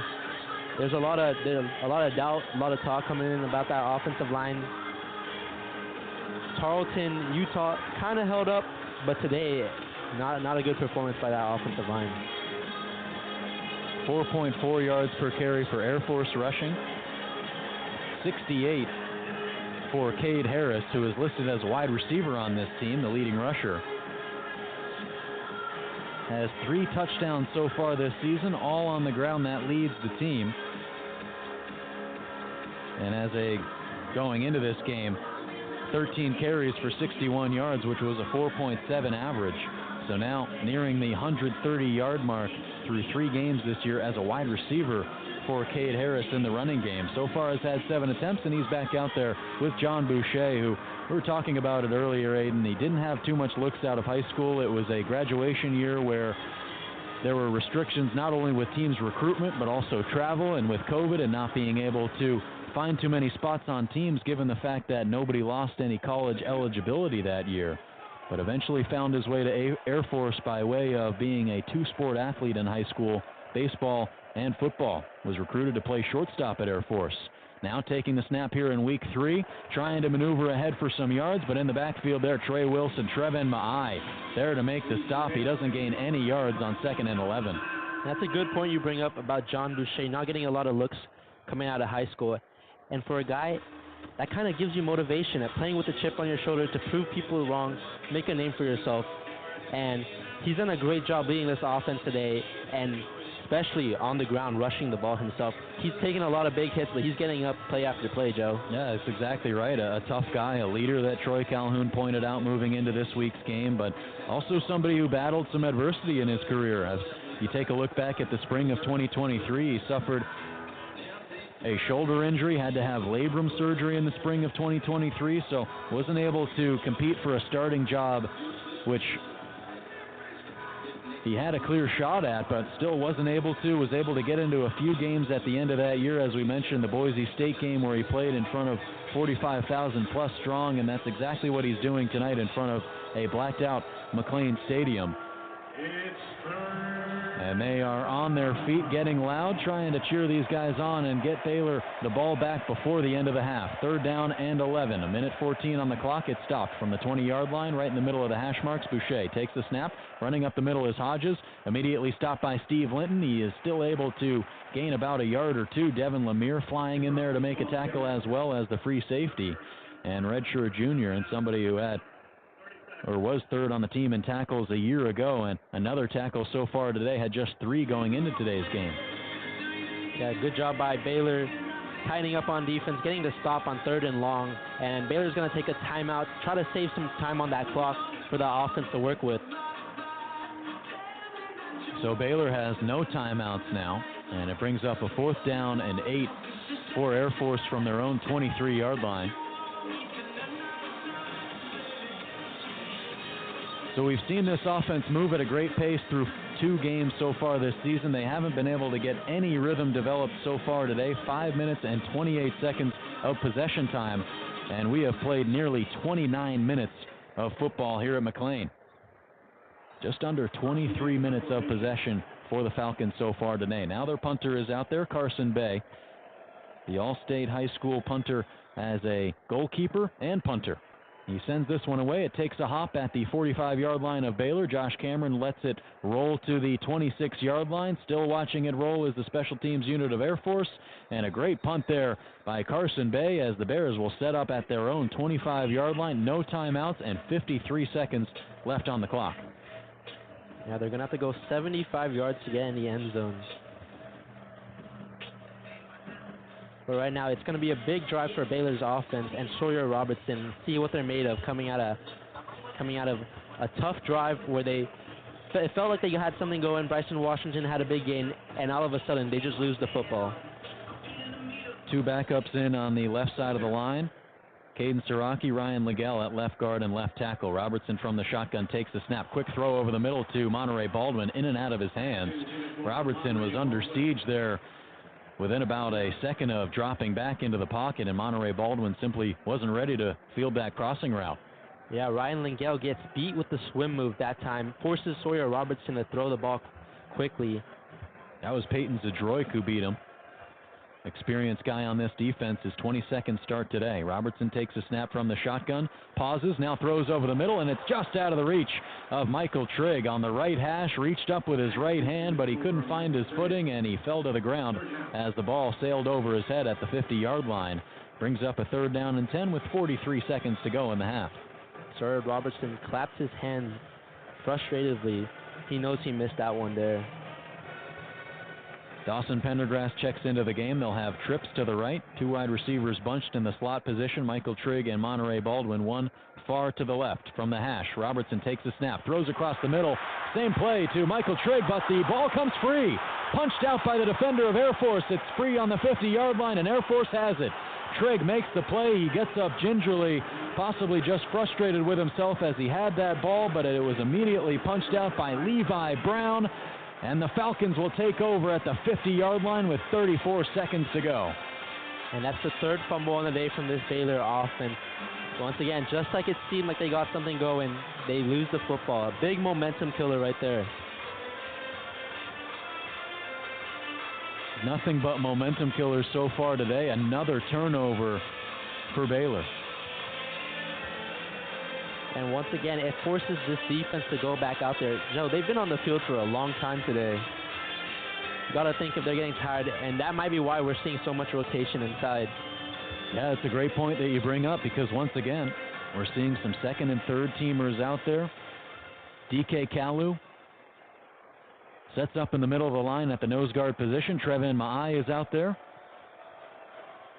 And now taking the snap under center is John Boucher, dropping back, looking deep down the near sideline. The wide receiver is open, but he can't make the play. Devin Lemire caught up to him and was able to swat that one out of play, but unsure if any flags flew there. A hat fell off of the official, and sometimes that can indicate that a flag is down, but they'll say no flag on the play. Great coverage there by Baylor. Yeah, Devin Lemire, another good performance from him. Nice coverage.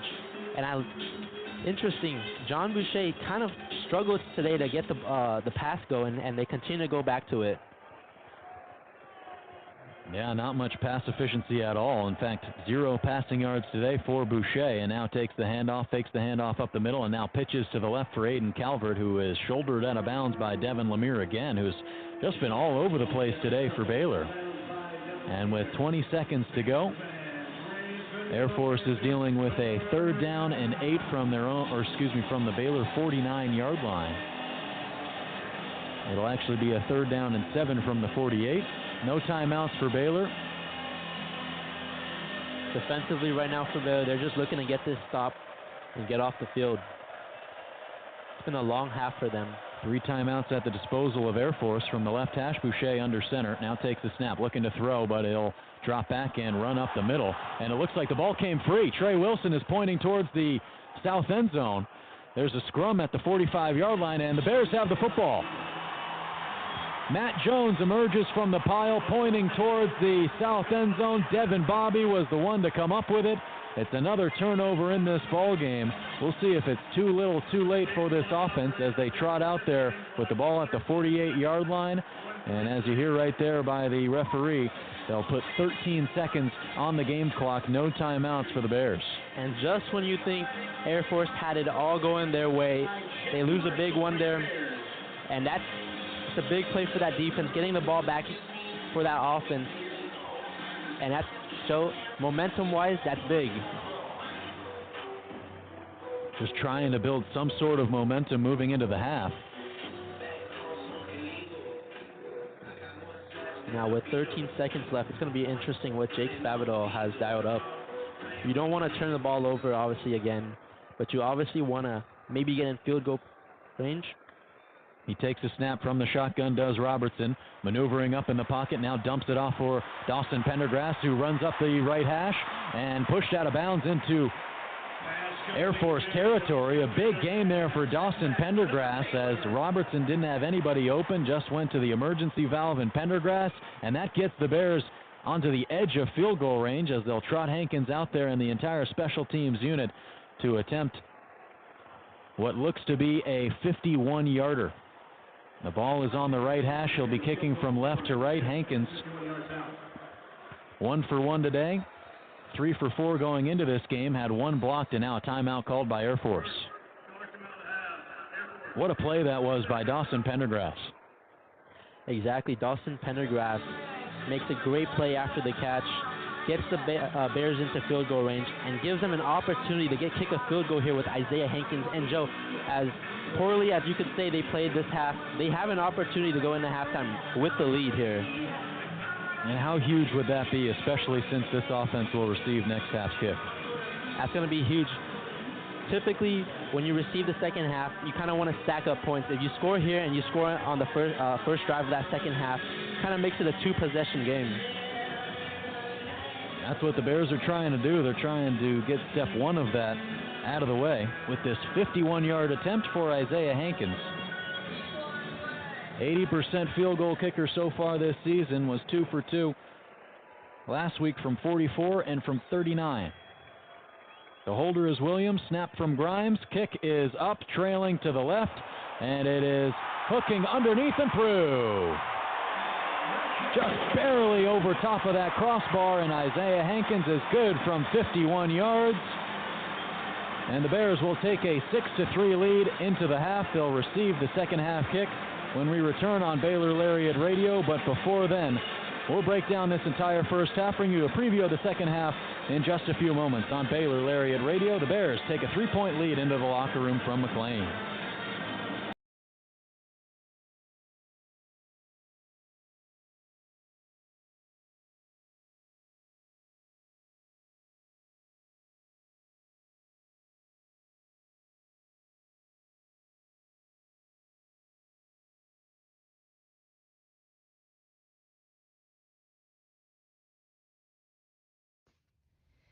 Hey there, Bears. Are you living your best life this year at Baylor? Well, we've got great news. The Baylor Roundup Yearbook has been right there with you, capturing those memories at every event. So don't forget to buy your 2022-23 Baylor Roundup Yearbook today and share your memories with friends and family for generations to come. But wait, did you already graduate? Don't worry, we've got you covered. We have yearbooks dating all the way back to 1896. So visit our website today at www.baylor.edu/roundup and order your copy.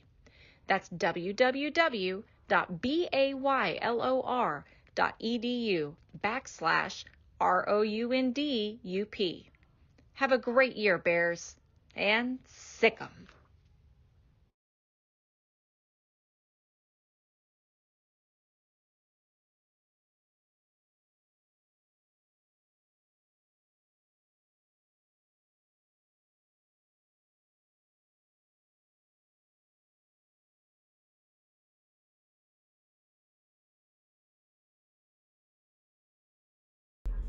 Hey Bears, are you a freshman or senior? Freshman and senior portraits are being scheduled right now. Watch your Baylor email for more information on how to reserve your sitting today.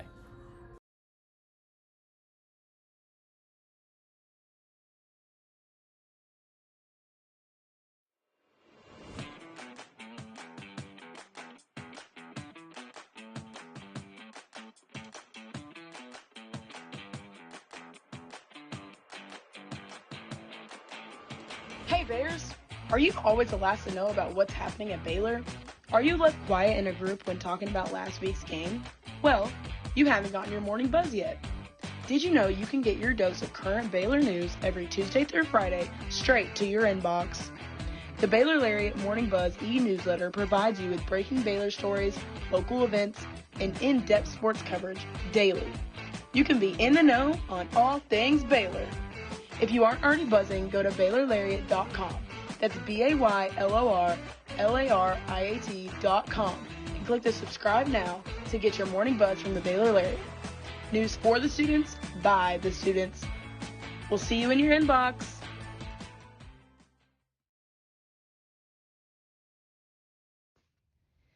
Hey there, Bears. Are you living your best life this year at Baylor? Well, we've got great news. The Baylor Roundup Yearbook has been right there with you, capturing those memories at every event. So don't forget to buy your 2022-23 Baylor Roundup Yearbook today and share your memories with friends and family for generations to come. But wait, did you already graduate? Don't worry, we've got you covered. We have yearbooks dating all the way back to 1896. So visit our website today at www.baylor.edu/roundup and order your copy. That's www.baylor.edu/ROUNDUP. Have a great year, Bears, and sick 'em.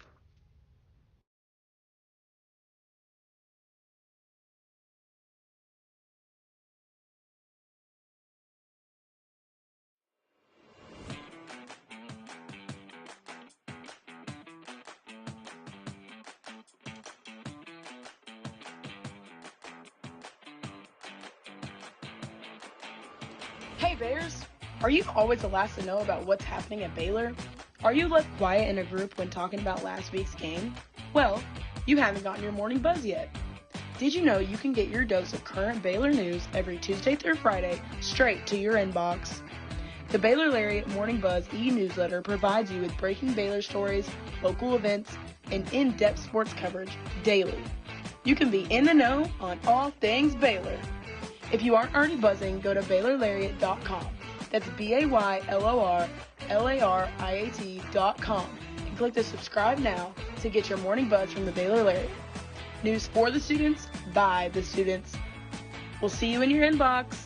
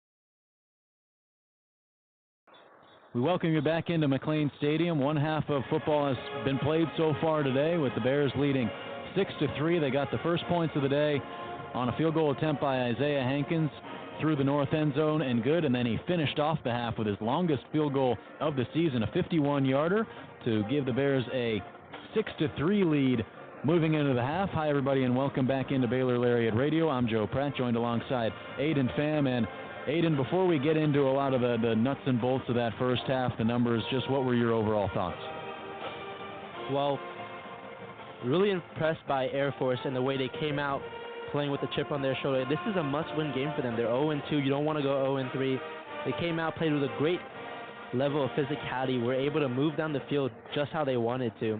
And defensively, good job stopping the run, forcing turnovers. Just when you thought Baylor had something going, the Air Force defense stepped up to take it away. And the fumbles and the turnovers have plagued this Baylor offense, not just in this game, but the first 3 games of the season.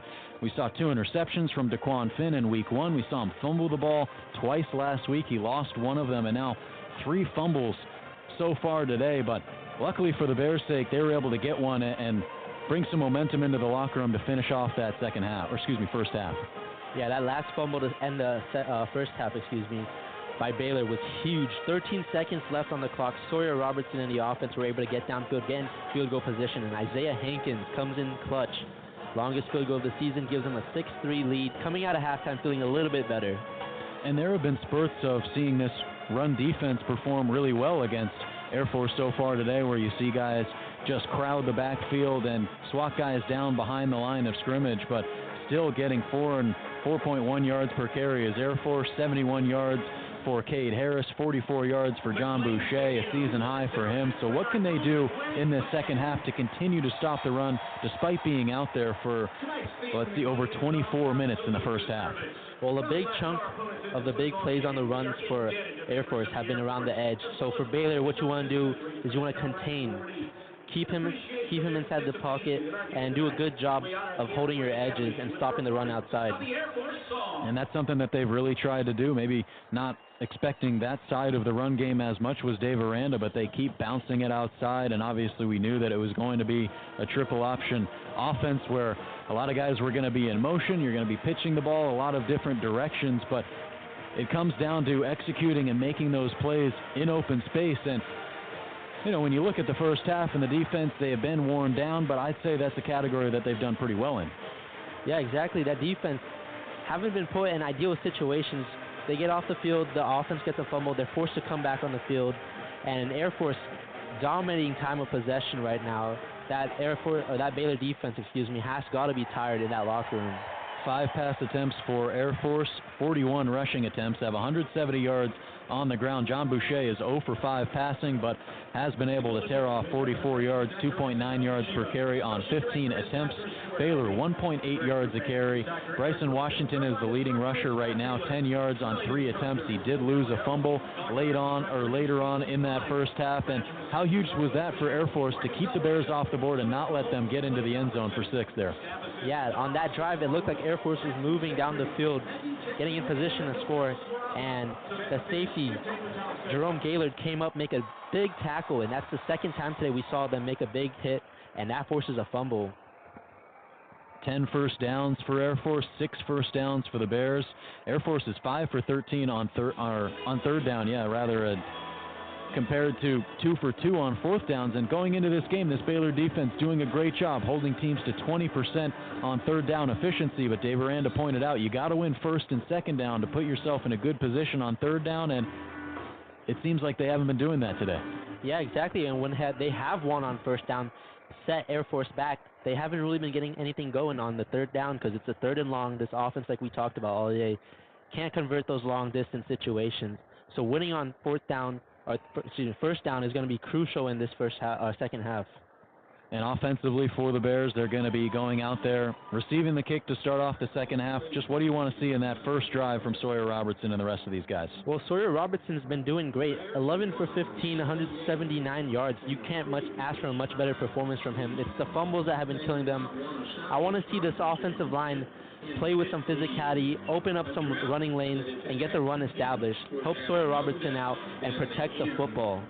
And so far has been effective. He's 11 of 15, 179 yards, 73% completion rate, no touchdowns, no interceptions. Has also lost 4 yards on the ground, so it's a more one-dimensional look when you have Sawyer Robertson back there. And when you heard what Troy Calhoun said going into this game, how elusive DeQuan Finn is and how impressed he was with his experience and his ability, it's likely maybe a weight off of his shoulders to not have to worry about the run game as much, and knowing that if there's somebody that's going to be running, it's going to be the guy who's in the backfield, whether it's Bryson Washington, Richard Reese, or Dawson Pendergrass. Yeah, you're exactly right. It does make this offense more one-dimensional.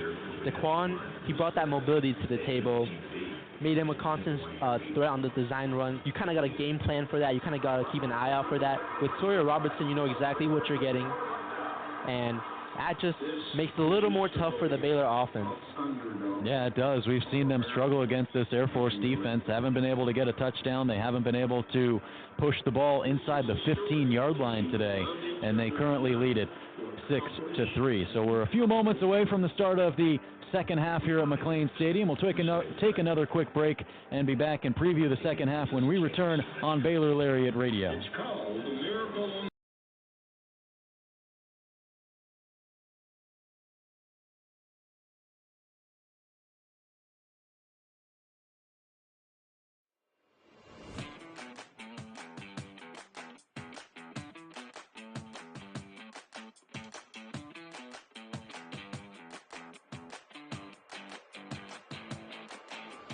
Hey Bears, are you always the last to know about what's happening at Baylor? Are you left quiet in a group when talking about last week's game? Well, you haven't gotten your morning buzz yet. Did you know you can get your dose of current Baylor news every Tuesday through Friday straight to your inbox? The Baylor Lariat Morning Buzz e-newsletter provides you with breaking Baylor stories, local events, and in-depth sports coverage daily. You can be in the know on all things Baylor. If you aren't already buzzing, go to BaylorLariat.com. That's BaylorLariat.com and click the subscribe now to get your morning buzz from the Baylor Lariat. News for the students, by the students. We'll see you in your inbox.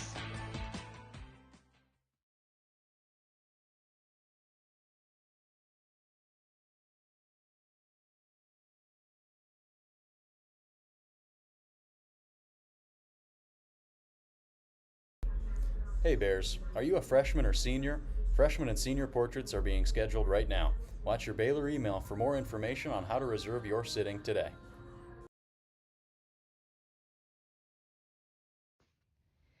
Hey there, Bears. Are you living your best life this year at Baylor? Well, we've got great news. The Baylor Roundup Yearbook has been right there with you, capturing those memories at every event. So don't forget to buy your 2022-23 Baylor Roundup Yearbook today and share your memories with friends and family for generations to come. But wait, did you already graduate? Don't worry, we've got you covered.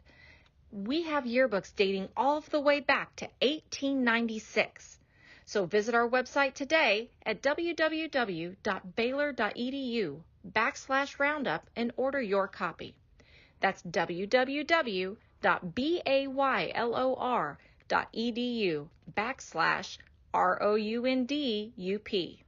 Have a great year, Bears, and sick 'em.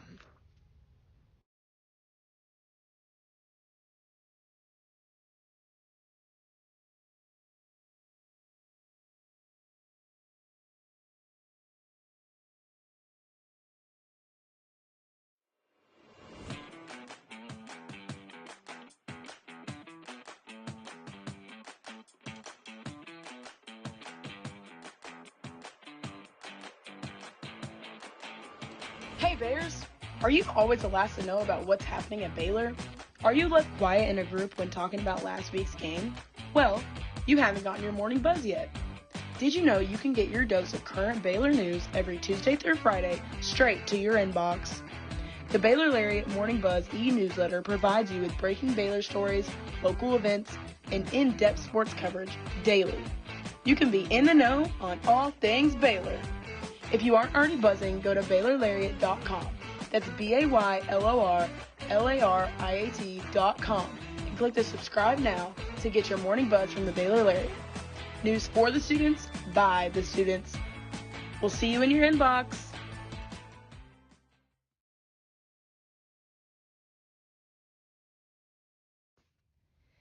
Hey there, Bears. Are you living your best life this year at Baylor? Well, we've got great news. The Baylor Roundup Yearbook has been right there with you, capturing those memories at every event. So don't forget to buy your 2022-23 Baylor Roundup Yearbook today and share your memories with friends and family for generations to come. But wait, did you already graduate? Don't worry, we've got you covered. We have yearbooks dating all the way back to 1896. So visit our website today at www.baylor.edu/roundup and order your copy. That's www.baylor.edu/ROUNDUP. Have a great year, Bears, and sick 'em.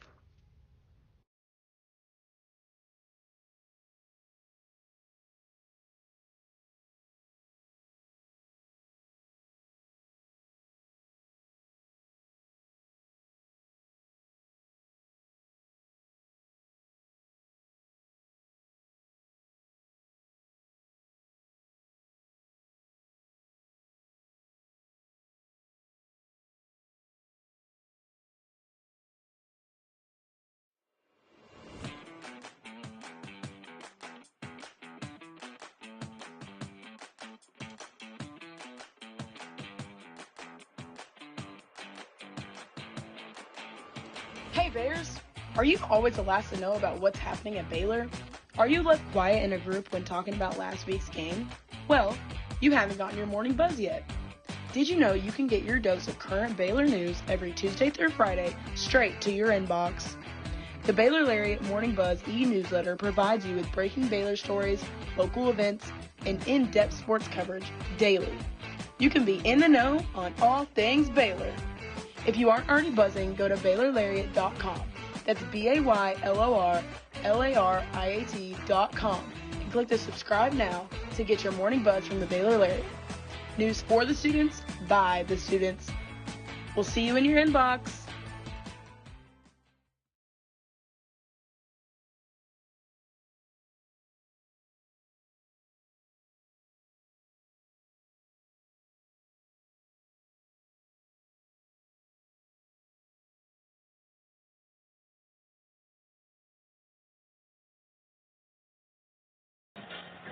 We welcome you back into our broadcast booth at McLean Stadium. Joe Pratt and Aidan Pham.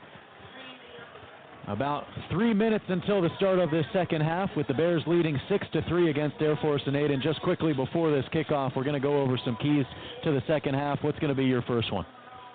Joe, my first key for this second half is going to be for the Baylor offense to establish the run game. I know we talked about it a lot throughout the game, but that's what this offense is built on. They need to establish the run game, opening up the pass, and so far they've been out-dominated by that defensive front of Air Force. That's going to be a big key to watch in the second half. Yeah, they really have, and getting off to a hot start was important in this game. That's going to be my key to this second half, getting off to a incredibly hot start as they are set to receive this kick. And now with the start of the second half, Air Force ready to punt this one away. I'll send the play-by-play duties to my broadcast partner, Aidan Pham. Thanks, Joe. Kicking it off for Air Force is going to be Reagan Tubbs. And far back there is number 20, Devin Lemire. Tubbs sends it left to right. And Lemire is just going to let it bounce into the end zone. And that'll get things started for Baylor as we see Sawyer Robertson in that Baylor offense to start the second half. Joe, what are we looking for on this first drive?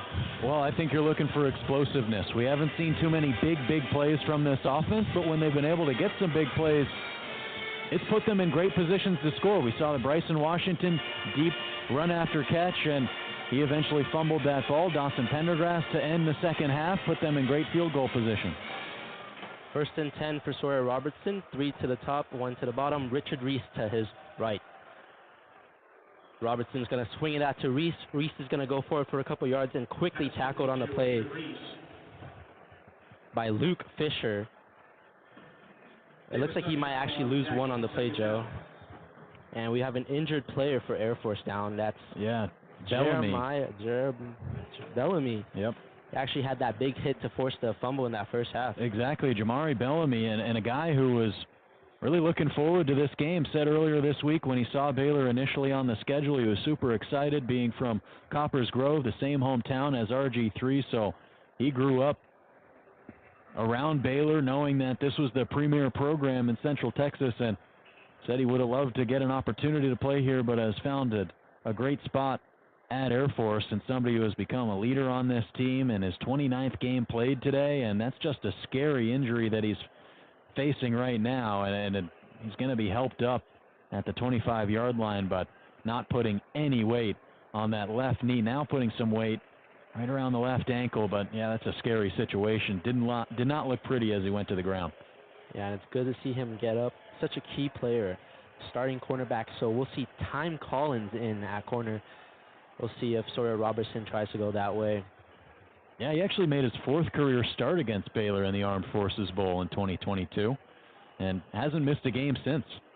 Started every single game after that. It'll be 2nd and 11 from their own 24. Robertson in the gun. Reese lined up to his left, 2 receivers to the far side, 1 to the near.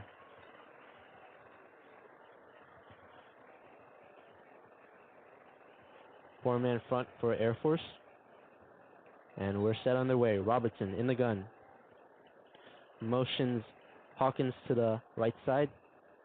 Claps his hands, takes a snap, drops back. Robertson firing on the right side. Making the catch is Ashton Hawkins, and he's pushed out of bounds. Ashton Hawkins for a first down for Baylor. Great basket catch there by Hawkins on a seed from Sawyer Robertson. They pick up 20 yards there, bring up another first. Robertson going up tempo now. Reese to his right. Robertson claps his hands, takes the snap, gives it to Reese. Reese up the middle, and he's tackled on the play by Luke Fisher. Gain of about 2 on the play. It'll bring up 2nd and 8. That was a great cut by Richard Reese, though, because the edge rusher, Jackson Adams, was already in the backfield as the ball was being handed off. 14 and ticking. Robertson in the gun. Takes the snap, handoff once again. That's Richard Reese to the right side. Richard Reese got a gap, and he's tackled. Richard Reese, the ball carrier. After a gain of about, we'll say 6, brings up 3rd and 1.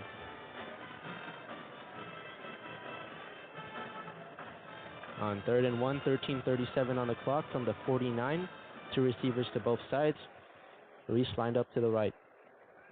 Robertson motions a man, takes a snap, handoff to Washington. Washington's got green grass in front of him, past the 20. Washington, as a flag comes out, taken down inside the 10. What a big play for Bryson Washington and this Baylor Bear offense. Another explosive run for Bryson Washington. Runs up outside of the numbers, and he is home free nearly, but got a big block from Josh Cameron, and then somebody was flying in there from the side to take him down, but they're going to take this one back at the, or not at the start of where the play was, but they're going to take some yards off of his run, about 15, and they'll have the ball at the 25. From the 25 on 1st and 10, Washington will stay in the game. One receiver to the far side, two to the near. Robertson claps his hands, takes the snap, hands off to Washington, takes it up the right side. And good gain on the play. He gains about 5 before he gets tripped up. Bryson Washington missed 2 games this season with a knee injury. Good to see him back. As Robertson goes back to Washington. Washington bounces outside. Washington towards the end zone, and he gets in. Bryson Washington gets the first touchdown of the day for the Bears. And the fireworks go off at McLean Stadium. Baylor, on their first drive of the second half, marches down and gets into the end zone.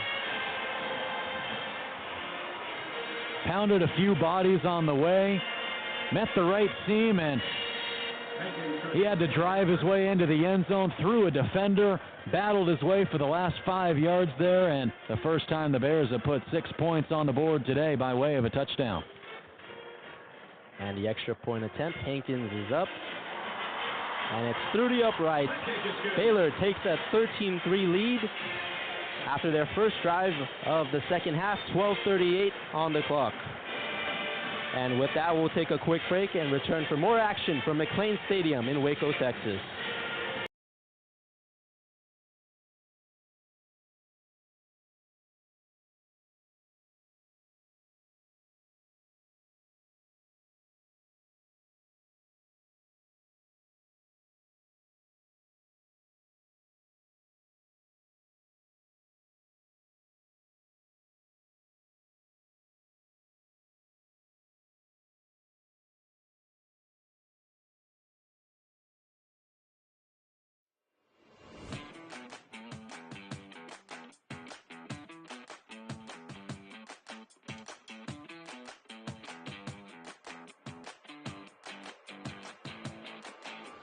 Hey Bears!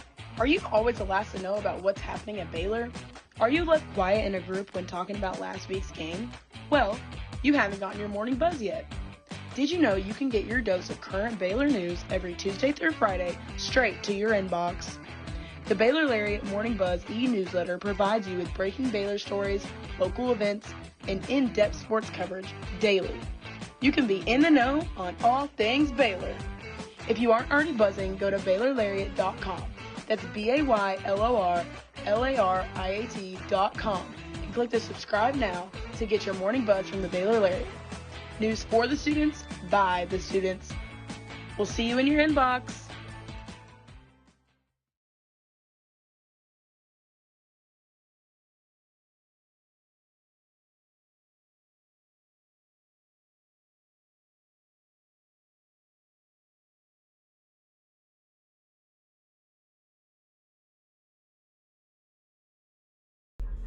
Hey Bears, are you a freshman or senior? Freshman and senior portraits are being scheduled right now. Watch your Baylor email for more information on how to reserve your sitting today.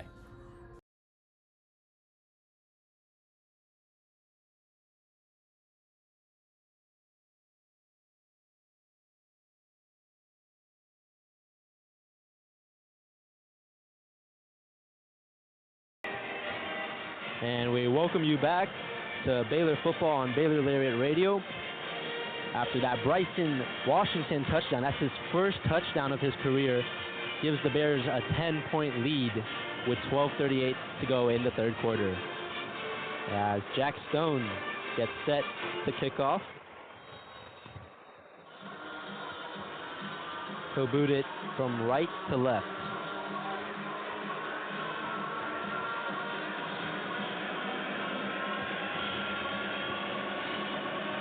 Stone high in the air. And looks like Air Force is just going to let it bounce in the end zone, and they'll take it from their own 25.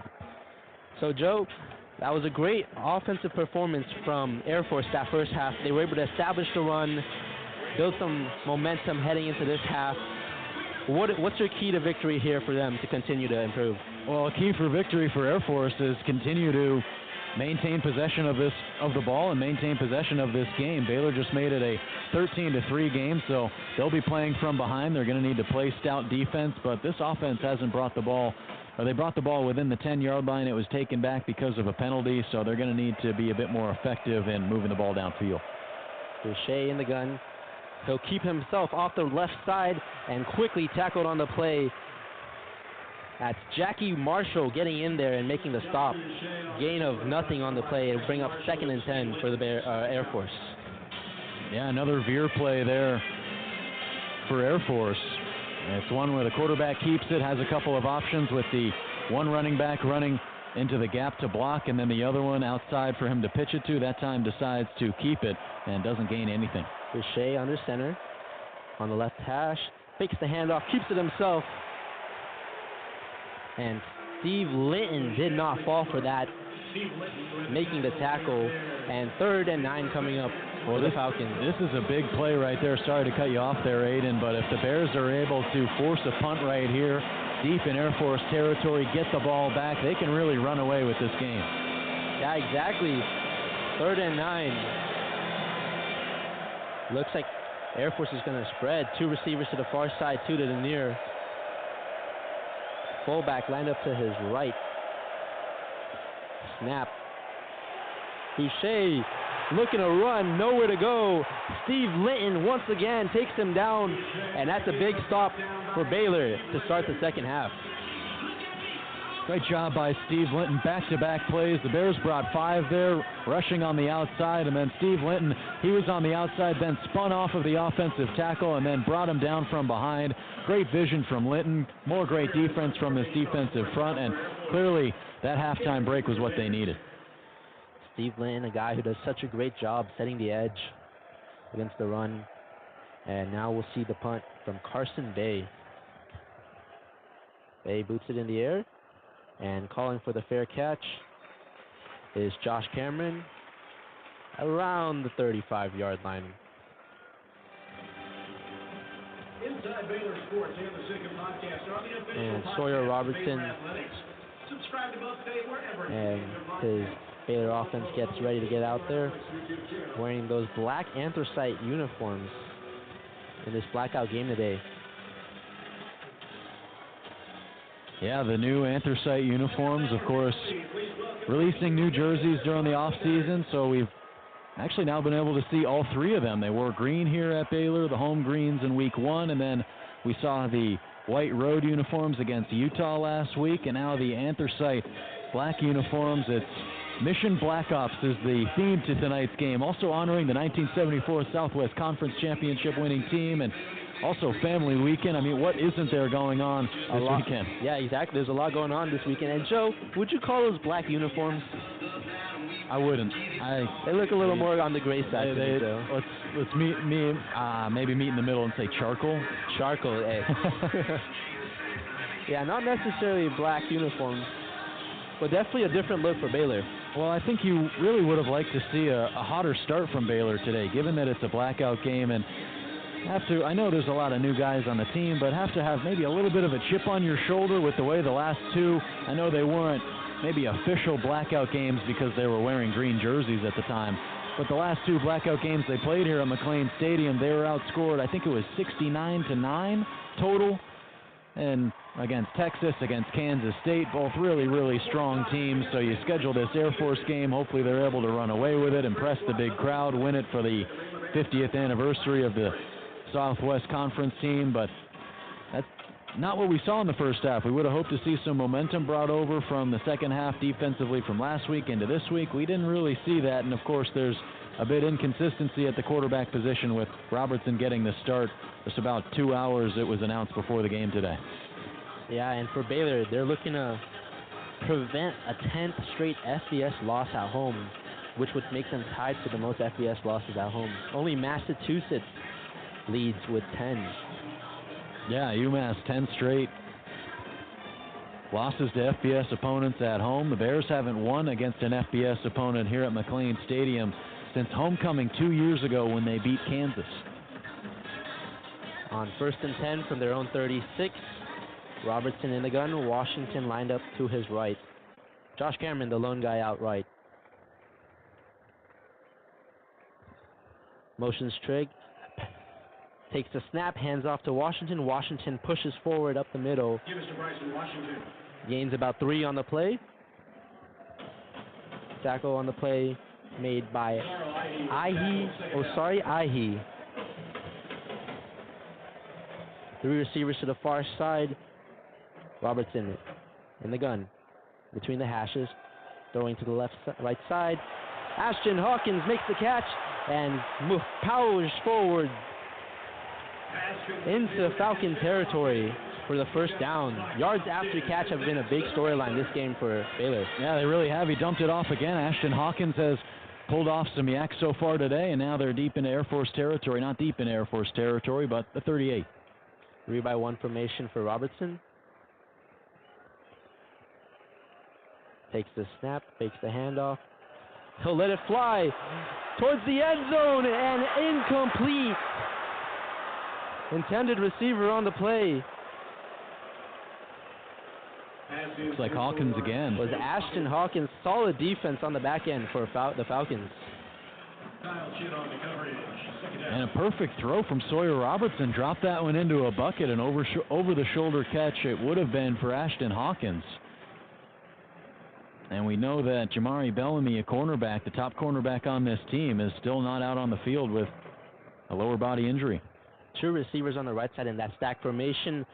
Robertson takes the snap, and he'll give it to Washington. Washington will move forward for a gain of about, let's say, 4. It'll bring up 3rd and 4. Now Bellamy is back out there, guarding Ketron Jackson on an island on the near side right now. 9:25 from the 32. Robertson in between the hashes, clasps his hands, takes the snap, drops back, fires one towards the end zone. Incomplete.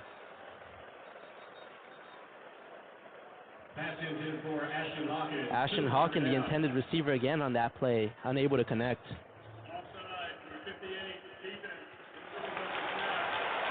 And they're going to get Air Force on the offsides call.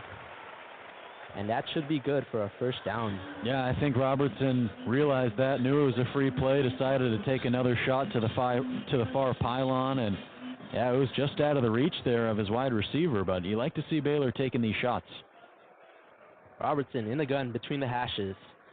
Trigg, the man in motion, takes the snap, fakes the handoff, rolls right, fires to Trigg. Michael Trigg, yards after catch. And Michael Trigg, such a big target today for Sawyer Robertson, again on that play. Yeah, Trigg, his 3rd catch of the game, and that time a design pass play to him. He was running across the line in motion and then made the grab after the play action fake to Reese. And he was just able to let a couple of guys fly by. Robertson going to hand off to Richard Reese here. He's met at the line. Richard Reese, the ball carrier. Looks like Luke Fisher once again got in there and made the tackle. 3rd down. And it brings up a big 3rd and 2 from the 19. They make it into the red zone for the 2nd time today.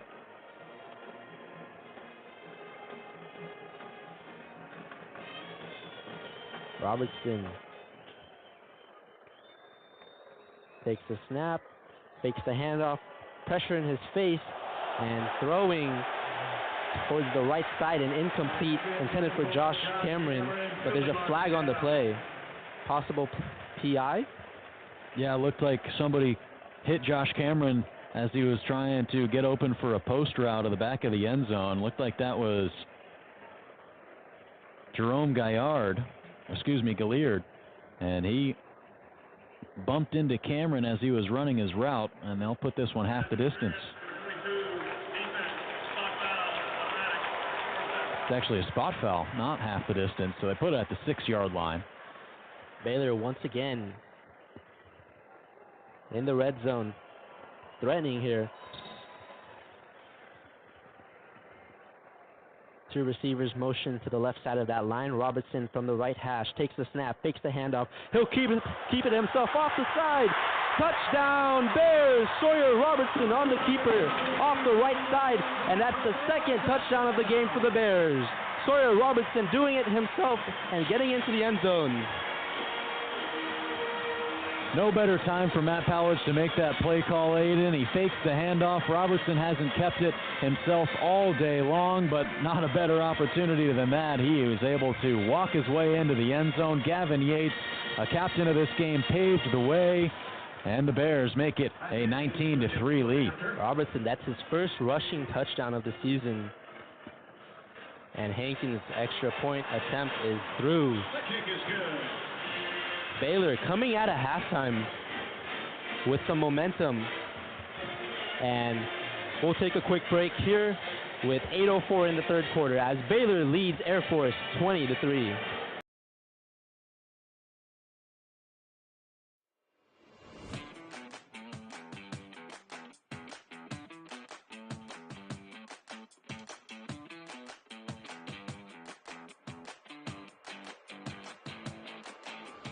Hey Bears! Are you always the last to know about what's happening at Baylor? Are you left quiet in a group when talking about last week's game? Well, you haven't gotten your morning buzz yet.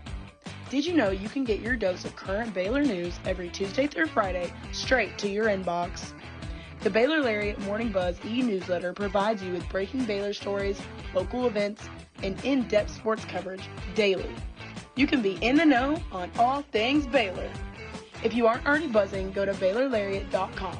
That's BaylorLariat.com and click the subscribe now to get your morning buzz from the Baylor Lariat. News for the students, by the students. We'll see you in your inbox.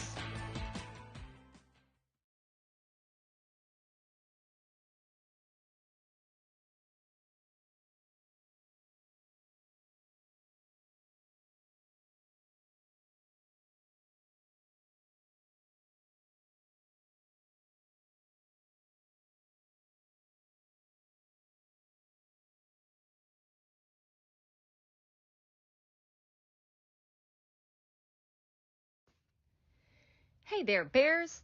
Are you living your best life this year at Baylor? Well, we've got great news.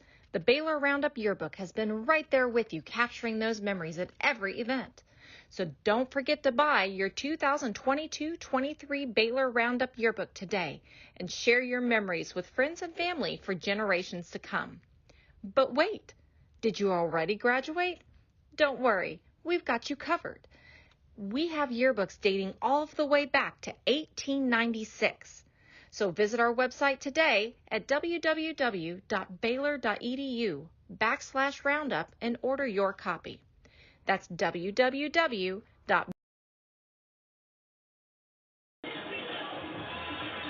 We welcome you back to McLean Stadium. 8:04 is what's on the clock in the third quarter after a Sawyer Robertson rushing touchdown to give the Bears a 20-3 lead. Joe, at halftime, it looked like they were dead. They came out 2 straight possessions, marching down the field for a touchdown. Just exactly what they needed. We said they needed to come out with great pace. The defense needed to come out with extra rest and force a 3-and-out. That's exactly what they did, and they're going to try to do that again right here. And Jack Stone's going to boot it. And Air Force will take another touchback, starting at their own 25.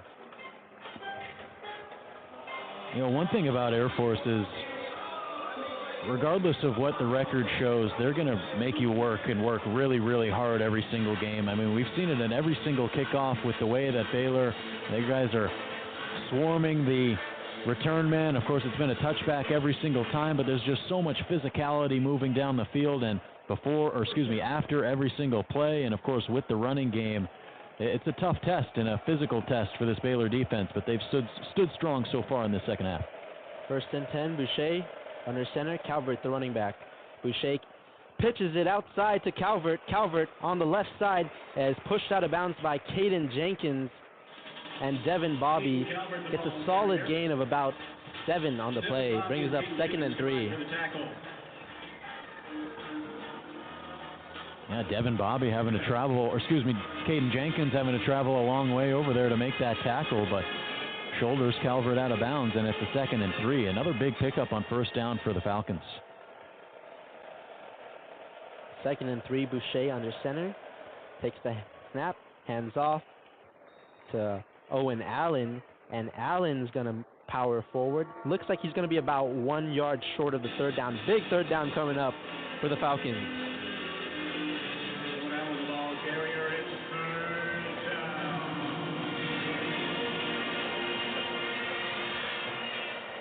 Third and 1. In between the hashes, Boucher under center. Takes the snap. He's just going to power forward himself, and that's enough for a first down, keeping the drive alive. Boucher today has 18 rushes for 45 yards. So Boucher can't get it going in the passing game, but he's got it going rushing the football. Yeah, still getting it done. Going into this game, had 53 yards on the ground rushing, and now nearing that mark just in one game. So what Troy Calhoun was saying, they haven't had enough reps. He wants to see improvement with Air Force and his Air Force team, and that's really what he's seeing with this offense so far today. Boucher on 1st and 10 on the left hash. Boucher, snap, design quarterback draw, and he's going to get about, let's say, 3 on the play, tackled by Brooks Miller. Yeah, Brooks Miller, a third-teamer in there, making that tackle. Actually playing as the second-teamer spot behind Keaton Thomas in the weak linebacker position, but he's been in and out of the game with the way that they've been rotating today. Yeah, a lot of second and third team guys getting the opportunity to play today. And we talked about Cooper Lands, the big injury up front. Boucher takes the snap under center. Blitz coming up the middle. Brooks Miller once again gets home, and that's a big loss for John Boucher. Loss of 4 on the play. Just a great job by Brooks Miller to rush into the backfield. Baylor actually came up with that football, but they say Boucher was done. No, they don't. It's Baylor football. Boucher fumbled the football, and they're going to call it a fumble. Baylor defense forcing turnovers. What a job by Brooks Miller. The entire defense just swarming him in front of the sideline, pounding him on the helmet. A big-time play by him, a guy who hasn't had too much time in the first 2 games this year. Had just 2 tackles through the first 2 games. Was a starter last year, and boy, what a way to make an impact in this second half. And it looks like they're going to take a review, see if Boucher was down before that ball popped out. Well, it hasn't just been one guy in the backfield. It's been multiple guys in the backfield. That's why you're able to come up with that fumble recovery. It was tough to tell who exactly that was. I'm not sure if it was Linus Noel or DK Kalu, as those two have been rotating between the nose guard position today, as you mentioned, with Cooper Lance out. But you really like to see the way that this defense has been able to continue to improve in this game, even despite being out there for so long. Yeah, and it seems like the stories in this game has essentially flipped. Yep. Baylor was struggling with fumbles. Now it's the Falcons who are actually 2 fumbles in the past 3 drives for them. One to end the first half, which led to Sawyer Robertson on that big pass, a big play to Bryson Washington, set Isaiah Hankins into field goal range. And right now, John Boucher fumbles it, and it looks like, well, it's just basically a sign of it looks like he lost the football on the way down. So he loses the football initially on the hit from Brooks Miller. He doesn't have any control of it. Yeah, we can not see down. it. That should be a fumble. On the replay, on the big replay board at McLean Stadium, we also have a monitor on our booth that's showing us that he actually loses the ball before he goes down and then regathers it once he gets to the ground. And so it's just a matter of, does he actually regain possession when he goes down, or was it Devontae Tesno, who's been battling injury, a guy who has been playing behind Trey Wilson and Trevin Ma'ai, but has been in and out of the game today, and we have a decision. And they're going to call it a Baylor fumble recovery. And that's got to feel great for both Brooks Miller and Devontae Tesno. Tesno was questionable this week going into the game and makes a big impact play right there. And both of those guys playing behind Trevin Ma'ayu's done such a great job, but Brooks Miller playing behind Keaton Thomas, and this defense today is really showing their depth. It's going to be the Bears football. 1st and 10 in Falcon territory. Dawson Pendergrass, the back. Line up to Robertson. Right hip. Robertson motions a man, takes the snap, pitches it. Jamal Bell around the edge, and that play is actually going to lose them a couple yards. Jamal Bell, the ball carrier. Yeah, Bell with a lot of speed.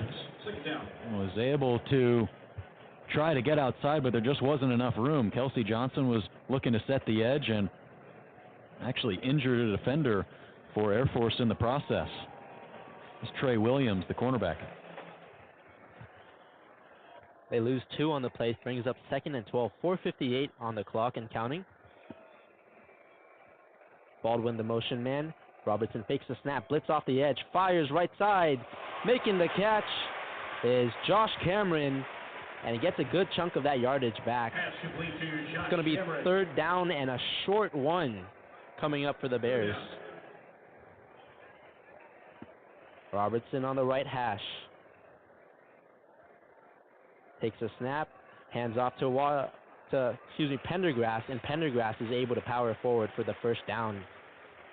Dawson Pendergrass, the ball carrier, brought down by Levi Brown, and that's another Baylor. As Gavin Yates comes into the game, he'll swap out Kelsey Johnson.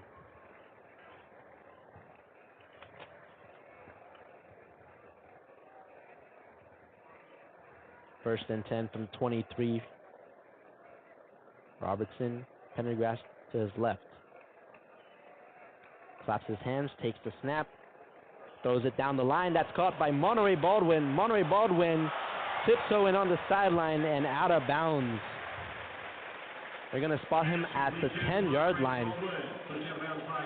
And that's more importantly, 1st down for the Bears. Yeah, it was a bubble screen on the outside. Got a great block from that was Ashton Hawkins there to set the edge and allow Monterey Baldwin to get around. Actually, Ketron Jackson, but a great block there. 1st and 10, Baldwin in motion. He'll hand off to Pendergrass. Pendergrass will take it on the right side. Pendergrass gets tackled by a host of Falcons. And he'll be down at the 2-yard line. 2nd and goal. Once again, the Bears threatening the score.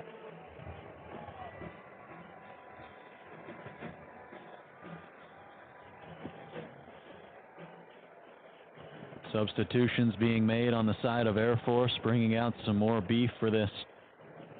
The Jork is going to come in the game. Robertson in the gun between the hashes. Motions Yates, takes the snap, throws right side, and almost making the catch, but it is knocked out of his hands. As intended for Josh Cameron. Sawyer Robertson, that was tight coverage, trying to thread the needle. It was Houston Hendricks who was there in coverage, playing behind Levi Brown, who's made a couple of solid plays today, but it's just really tight coverage. Cameron was in his face, and nobody was able to come up with it. 3rd and goal. Hand off to Pendergrass. Pendergrass, nowhere to go on the play. He gets met at the line by Jamari Bellamy, the corner. And that's 4th and goal. Looks like Aranda is going to keep his offense out there. Go for it now. Yeah, why not? 20-3 the lead. Defense is playing well, and might as well try to stack some points on the board, give this offense some confidence. Ketron Jackson and Josh Cameron go outside to the right as Bryson Washington comes into the game. Robertson between the hashes, takes the snap, and we're going to get a whistle before the play. It looked like somebody might have jumped early on the far side of that line, right around the right tackle edge rusher position. We'll see what it is.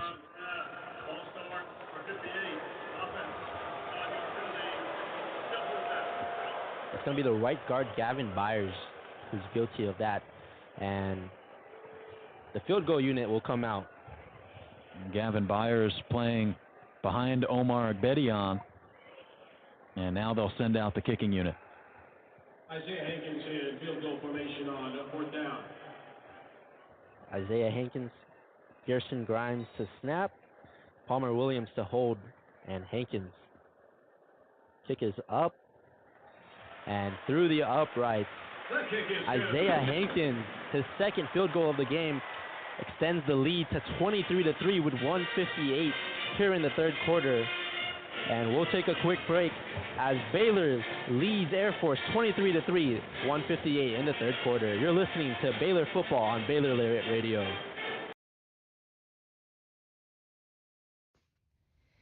Hey there, Bears. Are you living your best life this year at Baylor? Well, we've got great news. The Baylor Roundup Yearbook has been right there with you, capturing those memories at every event. So don't forget to buy your 2022-23 Baylor Roundup Yearbook today and share your memories with friends and family for generations to come. But wait, did you already graduate? Don't worry, we've got you covered.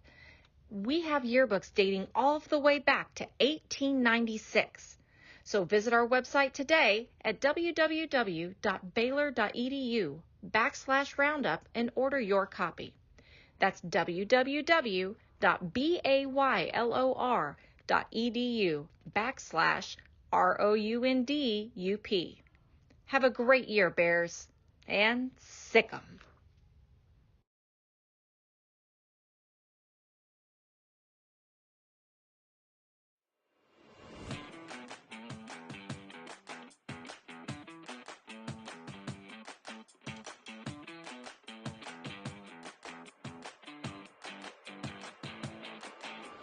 Hey Bears! Are you always the last to know about what's happening at Baylor? Are you left quiet in a group when talking about last week's game? Well, you haven't gotten your morning buzz yet. Did you know you can get your dose of current Baylor news every Tuesday through Friday straight to your inbox? The Baylor Lariat Morning Buzz e-newsletter provides you with breaking Baylor stories, local events, and in-depth sports coverage daily. You can be in the know on all things Baylor. If you aren't already buzzing, go to BaylorLariat.com. That's BaylorLariat.com and click the subscribe now to get your morning buzz from the Baylor Lariat. News for the students, by the students.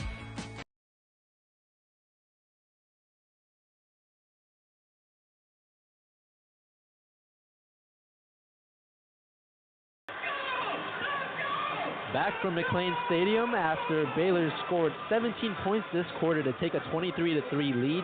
That's 20 points unanswered.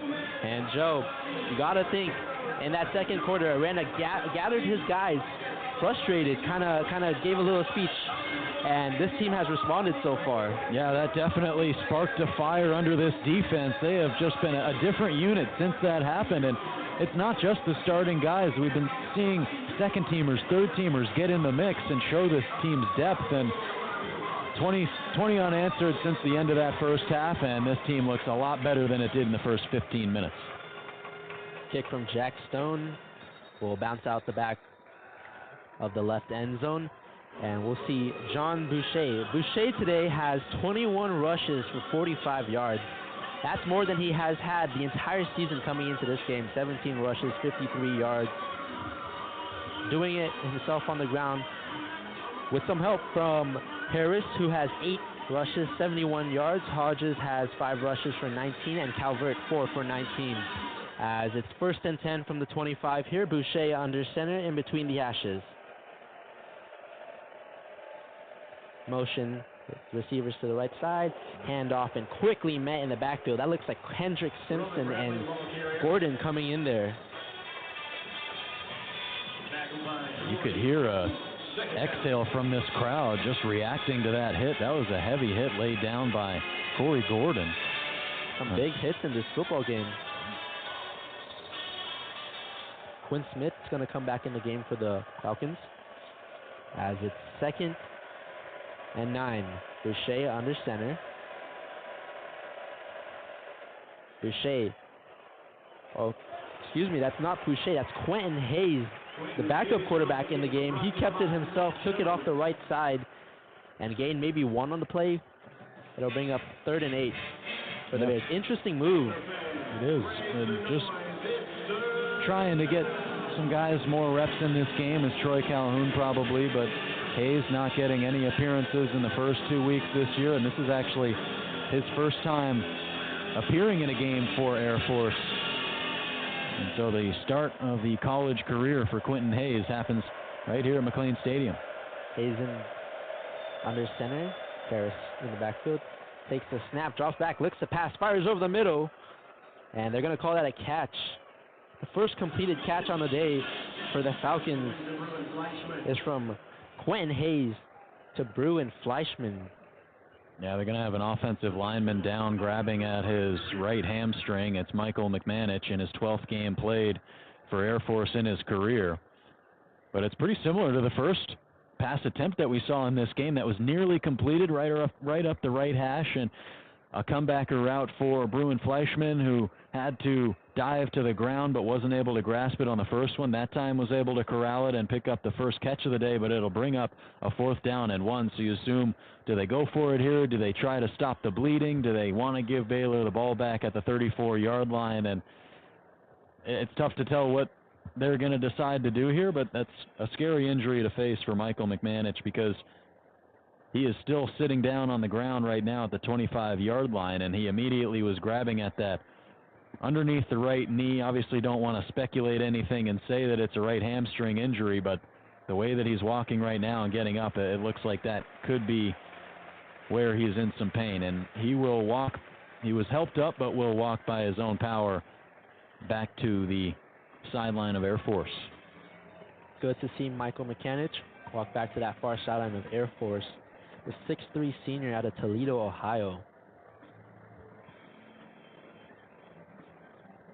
And will be replaced by Alec Falk at the left guard position. And we'll see if Air Force elects to punt it or go for it on 4th down. And it's important to note they've been pretty successful in these 4th, 3rd, and shorts. Yeah, they have. It's 2 for 2. It's a great point that you bring up, but of course with the new quarterback in there, we'll see if the play calling is any different. And they're going to go for it. Hayes under center on the right hash. Roman Bradley in the backfield. Hayes takes the snap. He's going to try to bounce it off the left side, and he's not going to get there. Corey Gordon came flying in, and Matt Jones was there too, and that's a turnover on downs. The Bears defense comes up big once again.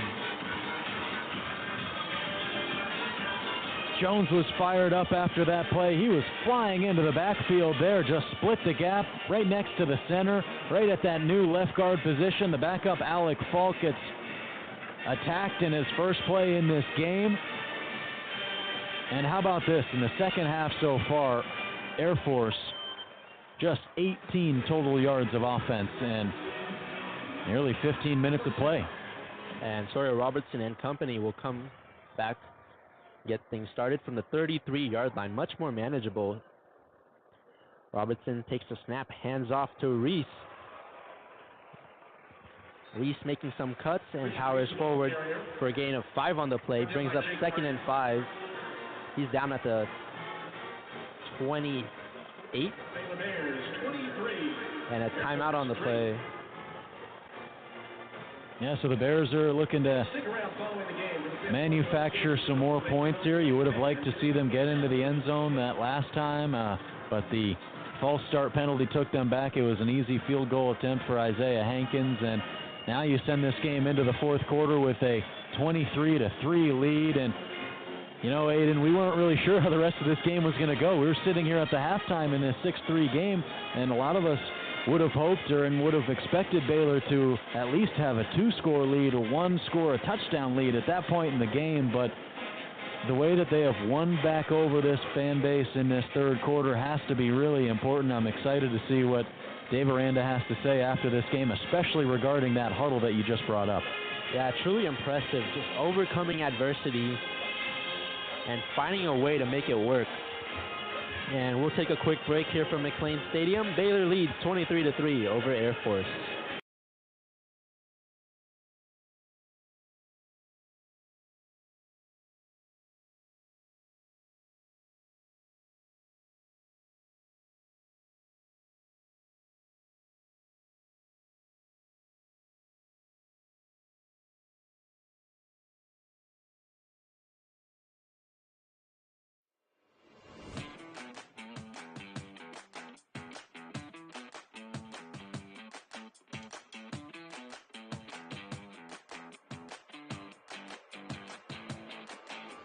Hey Bears!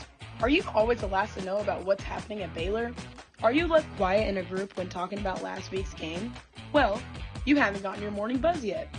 Did you know you can get your dose of current Baylor news every Tuesday through Friday straight to your inbox? The Baylor Lariat Morning Buzz e-newsletter provides you with breaking Baylor stories, local events, and in-depth sports coverage daily.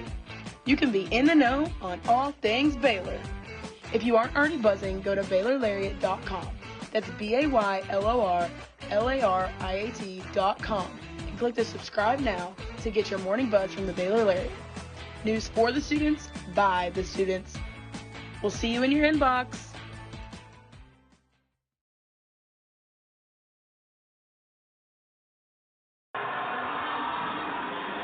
And we welcome you back to McLean Stadium for the start of the fourth quarter with Baylor leading by 20. And we flip field as the Bears now on that right side of the field. Robertson in the gun. Reese lined up to his left.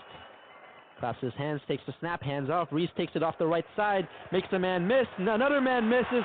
Reese got green grass in front of him, and he'll get into the end zone. Touchdown, Baylor!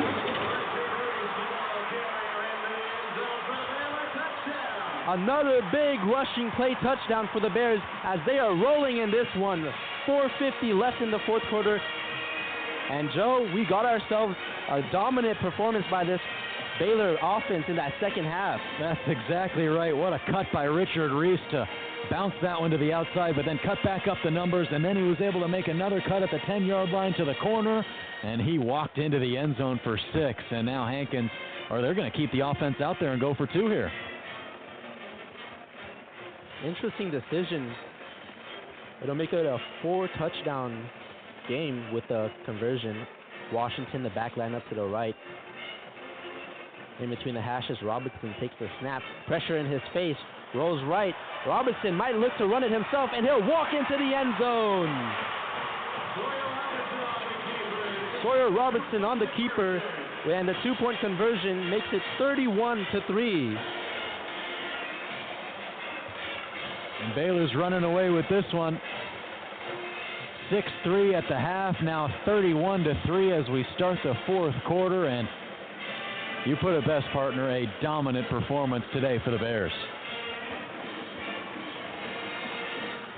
And Joe, big part of this offense for Baylor, Sawyer Robertson, we spoke about this, took over for an injured Daquan Finn, but he's done everything you asked of him. 18 for 24, 248 yards, rushing touchdown, great facilitator.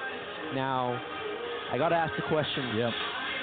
You have 2 really good quarterbacks, and you see this performance by Sawyer Robertson, especially leading the team at the half with some adversity facing them. Do you think about making a switch, or? I think you do. I think it's a conversation that needs to be had this week. Dave Aranda will definitely be asked about that after this game. And what you've seen from Daquan Finn, 53% through the air, 23 of 43 with a couple of fumbles, a couple of interceptions. As a Baylor fan, I think the power should vest in the arms of Sawyer Robertson. Jack Stone boots it left to right. And out the far corner of that end zone. And we'll see who comes out at quarterback for the Air Force. Will it be John Boucher, the 6'2 junior, or Quentin Hayes, the sophomore? Looks like it's going to be Hayes. Hayes, Joe, this is his first collegiate action. Probably a move from Coach Calhoun just to get him some experience. Yeah, and in a big stadium against a Power 5 opponent, against a strong defense in Baylor, it's always a positive thing to get young guys reps in games.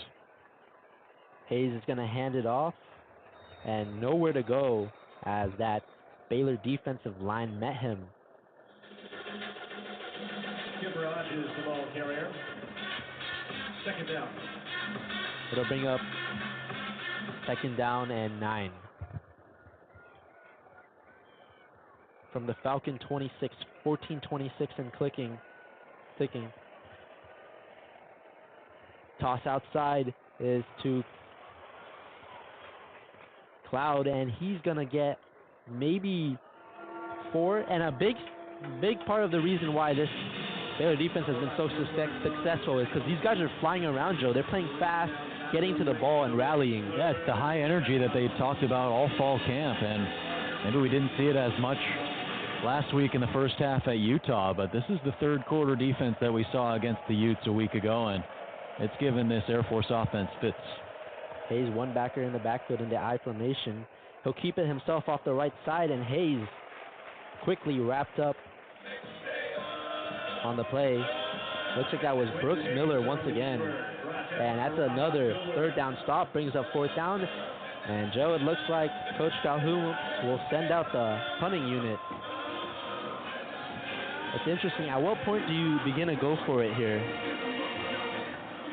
I think it's kind of a case-by-case basis, and since they're at their own 33-yard line, likely not worth it right now in a 31-3 game.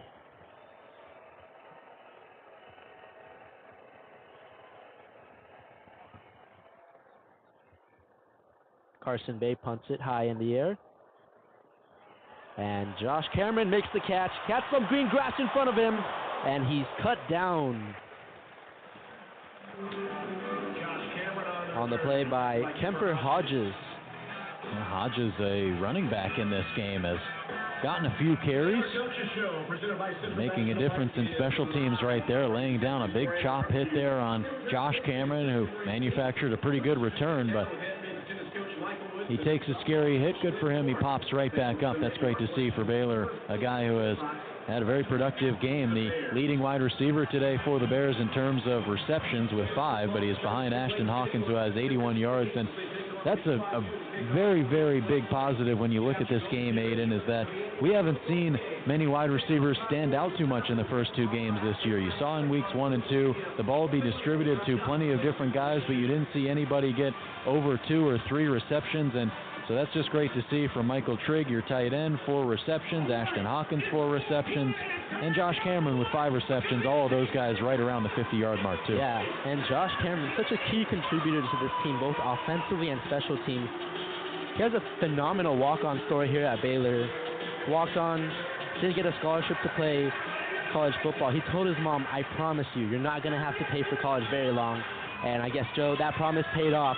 He got himself a scholarship here at Baylor, and he has impressed since then. Yeah, he has. And his first touchdown of his career a week ago, and now another big game here today. Has been targeted 7 times, more than anybody on this offense. And, you know, when you take a look at this game right now, it's really what stands out is the accuracy from Sawyer Robertson. We haven't seen accuracy like that from DeQuan Finn in the first 2 games this year, needless to say, with that 53% completion rating.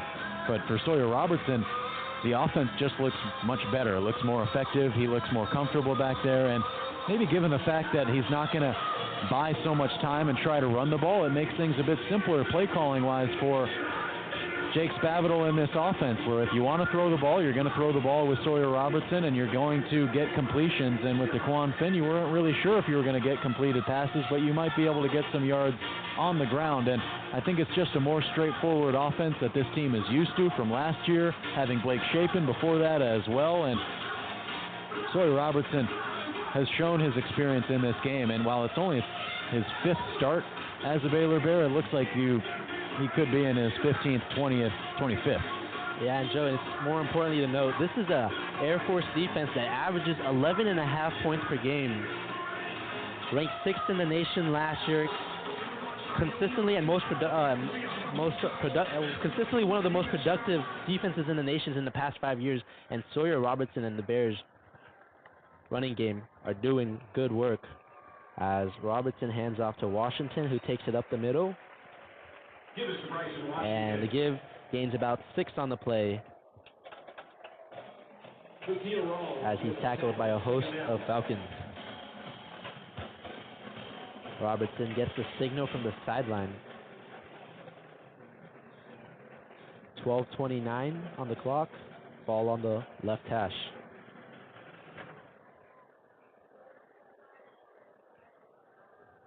See Gavin Yates in the game for the Bears. He's lined up to that left side of that Baylor offensive line, Washington to the right side of Robertson. Takes a snap.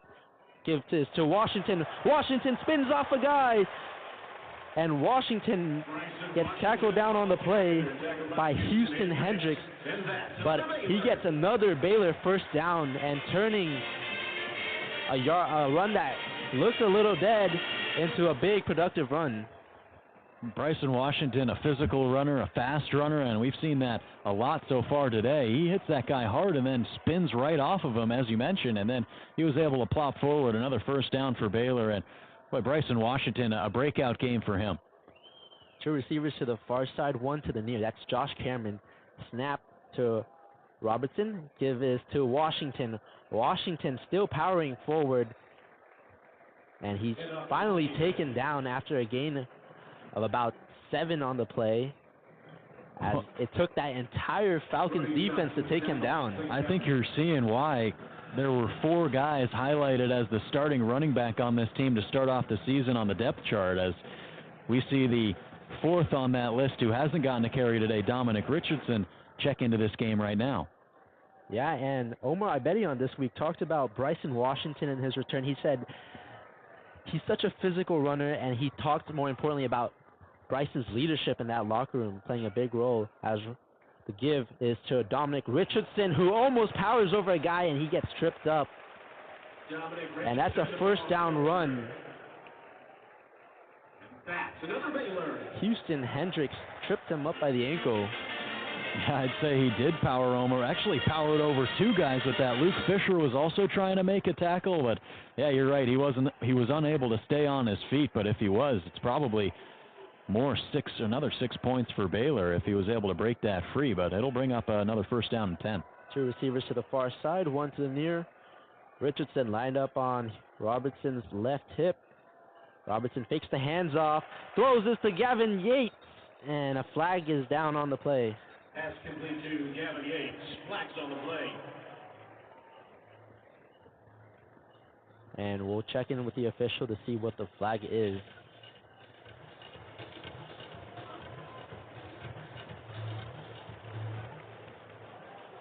We actually have 2 flags on the play, Joe. Holding, number 6, offense, single penalty, previous 5, replay first down. And that's a big one. A holding penalty backs them up 10 yards. Makes it 1st and 20.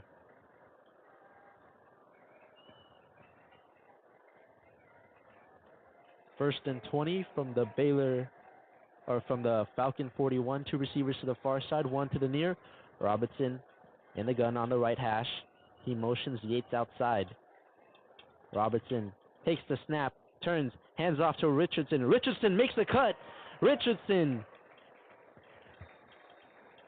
A gain of about 11 on the play, taken down by Luke Fisher, and there's a flag on the play once again. Is it a flag or one of Monterey Baldwin's cleats? He's got bright yellow cleats on. Oh, you might be right, Joe. Oh, no, it's a flag. Well, he's got both of his cleats on, so I was assuming. Yeah, Monterey Baldwin wearing those bright yellow cleats. He lines up to the far side alongside Keytron Jackson on 2nd and 10 from the Falcon 31. Robertson steps up, talks to his line, now steps back. In the gun on the right hash. Takes the snap, turns left, hands off to Richardson. Richardson powering forward and wrapped up by Luke Fisher. Richardson, the ball carrier. Brings up 3rd and 7 with 9:05 here at McLean Stadium. Washington will check back in. But nice to see Dominic Richardson getting some carries. Had 4 carries last week for 12 yards. Still working his way back from a hamstring issue that he's been dealing with since fall camp. And when this team is using all 4 of its running backs, and you see one of the key parts of that, Bryson Washington, who we haven't seen for Baylor. I mean, this team is impressive in the running back room. Hand off to Washington on the left side. And he'll gain about 2 on the play. And that won't be enough for a first down as the field goal unit trots onto the field.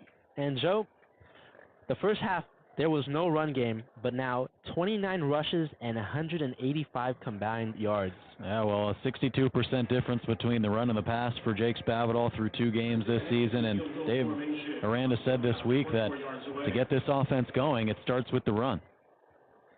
Exactly, and Robertson 248 yards on the play as Isaiah Hankins' kick on that far right end zone goes up and no good. We got a signal from only one of the refs there. That's interesting. Isaiah Hankins looks like he missed it just barely outside the goalpost. Yeah, lost it on that left side. And he was no good from what looked to be nearly 40 yards. It was good from 51 earlier, his longest of the season. But we've seen Hankins miss a few today and miss one last week, but it was blocked. But we'd like to see him hitting at a bit higher of a rate.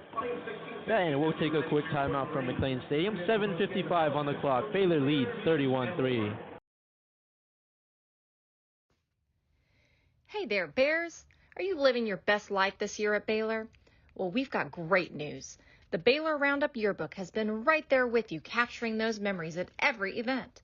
So don't forget to buy your 2022-23 Baylor Roundup Yearbook today and share your memories with friends and family for generations to come. But wait, did you already graduate? Don't worry, we've got you covered. We have yearbooks dating all the way back to 1896. So visit our website today at www.baylor.edu/roundup and order your copy. That's www.baylor.edu/ROUNDUP. Have a great year, Bears, and sick 'em.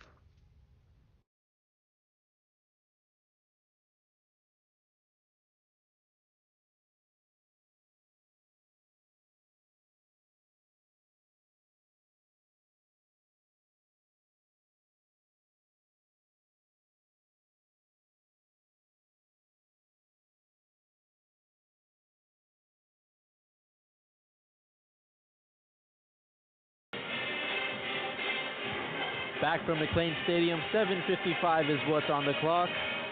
31-3 is the lead for Baylor. And Joe, Bryson Washington, 12 rushes, 106 yards today. Coming back from an injury, you love to see a guy who means so much to this team have so much success. What a great day for Bryson Washington. I mean, his first touchdown run as a Baylor Bear. He's over 100 yards rushing, the first Baylor rusher to do that all season long. And boy, we knew he was a physical, hard runner, but I didn't know to what extent today. I mean, we really saw that, lowering the shoulder, pounding off of bodies, still churning the legs, and likely the strongest runner on this team, and it's the same running back room as Dawson Pendergrass. Exactly. We haven't seen much from Dawson Pendergrass today because of Bryson Washington and Dominic Richardson. You got so many guys in that back room that can make such an impact on this offense, as we got another quarterback in the game for the Falcons, and the pass on the right side is complete, and making the catch. Josh Johnson, pass complete to Rain Broadway. Is complete to Rain Broadway, and Josh Johnson is the quarterback now in the game. Joe, interesting, 3 different quarterbacks in the game for the Falcons. Just trying to get everybody reps as this game bleeds beneath 8 minutes. Johnson in the gun. Falcons line up in that tight formation. Snap, fakes the handoff, now pitches outside, and a big hit from Gordon as Tyler Latham, the ball carrier, didn't enjoy that one. Oh, clearly not. Corey Gordon can really pack a punch with that hit. Lowered the right shoulder, had some help there too from, looks like, DJ Coleman.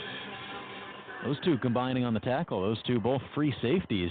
Yeah, DJ Coleman, the 6' sophomore out of Mesquite, Texas, played in the final 11 games as a key member of that rotation at safety last year. As we'll take a quick timeout here from McLean Stadium, 6:50 on the clock. Baylor leads 31-3. You're listening to Baylor football on Baylor Lariat Radio.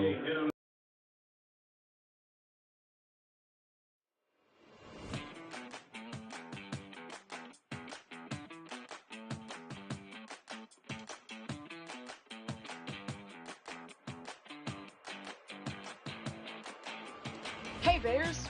Are you always the last to know about what's happening at Baylor? Are you left quiet in a group when talking about last week's game? Well, you haven't gotten your morning buzz yet. Did you know you can get your dose of current Baylor news every Tuesday through Friday straight to your inbox? The Baylor Lariat Morning Buzz e-newsletter provides you with breaking Baylor stories, local events, and in-depth sports coverage daily. You can be in the know on all things Baylor. If you aren't already buzzing, go to BaylorLariat.com. That's BaylorLariat.com and click the subscribe now to get your morning buzz from the Baylor Lariat. News for the students, by the students. We'll see you in your inbox.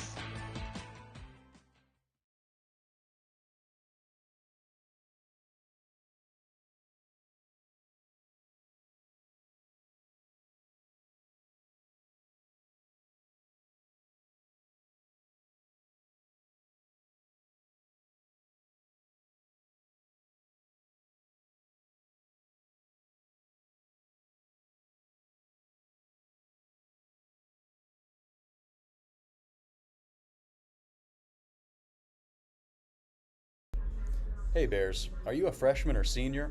Freshman and senior portraits are being scheduled right now. Watch your Baylor email for more information on how to reserve your sitting today.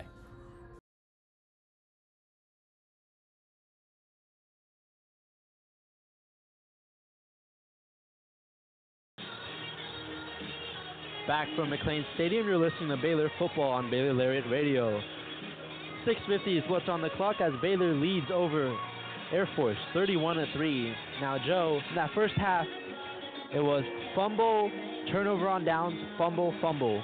But since then, it's been field goal, touchdown, touchdown, field goal, touchdown, and on that last drive, they got a field goal attempt. Complete 180 from what we saw from this Bears team in that first half. Exactly right. I mean, they're efficient. They're moving the ball downfield, connecting on passes, and the defense also doing their job. As we're back, as it's 2nd and 8, 6:50 on the clock from the 46 of the Falcons. Josh Johnson understanding he'll drop back to pass, pressure, evades the, and he fires one downfield, and it's going to be picked off. Corey Gordon Jr. With the interception, and he's still going, makes the man miss, and finally taken down at the 50. Josh Johnson rolls to his left, just lets one fly, and Corey Gordon all over that one, tracking it down and returning it for almost 30 yards. That was a strange decision there by Josh Johnson, who airs that one out, and nobody was even in the zip code of that pass. I believe the only wide receiver in the area was right around the 8-yard line on the other hash mark, so that there's got to be like 30 yards difference between those two. Obviously, that's not accurate, but there was nobody near there, and Corey Gordon with an easy interception. Exactly, and he was facing the pressure of Jackie Marshall, 6'3" redshirt junior, as Sawyer Robertson now hands off to Richardson, taking it off the right side, powers forward, and gains about 7 on the play. Brings up second, and, it was a 6-yard gain. They'll bring up 2nd and 4 with 6 minutes here at McLean Stadium in Waco, Texas.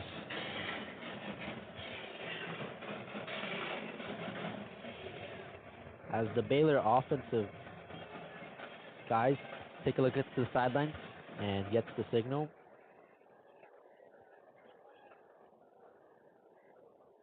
Robertson in the gun. 2 receivers to the far side, 1 to the near. Takes the snap. Handoff is to Richardson, taking it up the middle, and he's wrapped up on the play by Arian Burr, 6'3", 220-pound junior, who only played in 1 game last year for Air Force. Great misdirection on that play there by Campbell Barrington and Matthew Klopfenstein, who were attached to the right side of the line, but then pulled over on the run to the left for Dom Richardson, and they paved the way for him to get a couple of yards there and bring up a 3rd down and short. Jonah Burton in the game, along with Cameron Bonner. They're both to the far side for the Bears. Robertson in the gun, takes the snap, He'll keep it himself, coming off the right side. Robertson makes two men miss and slides down around the 39-yard line. And that's good for another Baylor first down. Sawyer Robertson doing it himself, not only in the air, but on the ground. Yeah, and wisely drops down to a slide after he knows he picks up the first down. Not trying to do too much in this 31-3 game. And for Baylor, you're just trying to get out of this one healthy. Keep the clock running. There's a cat on the field. There's a cat on the 20-yard line. A cat on the 18-yard line. No way. The crowd goes wild as it gets off the field and breaks the tackle. And that cat is gone. How in the world did that cat get on the field, Joe? I don't know. It got out of the bag. They're still chasing. Oh, it just jumped into the stands. Oh, going up the stands. Someone get that cat. And back. Who brought a cat in the stadium? Back on the field. It's 1st and 10 to hand it off to Richardson. Up the middle. Powers forward. And he's wrapped up by Arian Burr again. Have you seen that before? Have you ever seen that? I don't think I've ever seen that. Especially not here at McLean Stadium, Joe. Definitely not. That cat has some speed and some height on that jump. And that's a big wall. From the fans' perspective, it's only about 4 feet, but when you're actually down there, that's at least a 6-foot wall, maybe. Yeah, I can't believe that cat jumped that high. Yeah, close to 6 feet, we'll say. As it's 1st and 10 from the Falcon 29. Robertson in the gun on the right hash. Takes a snap, turns, hands off to Richardson. Richardson up the middle. Richardson, ball carrier.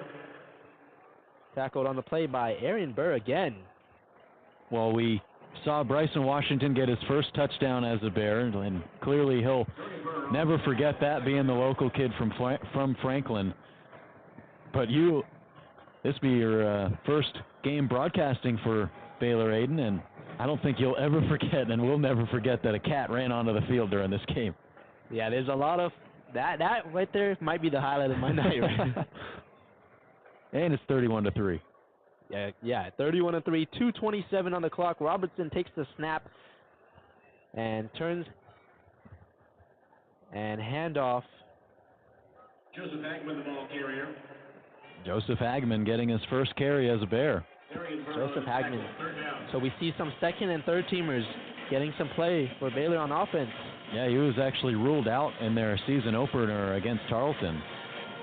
And that's going to take us down to the 2-minute timeout, but nice to see plenty of guys getting different reps in this game. And that'll be the 2-minute warning for the second half as Baylor leads 31-3 over Air Force at McLean Stadium. We'll be right back. You're listening to Baylor Football on Baylor Lariat Radio.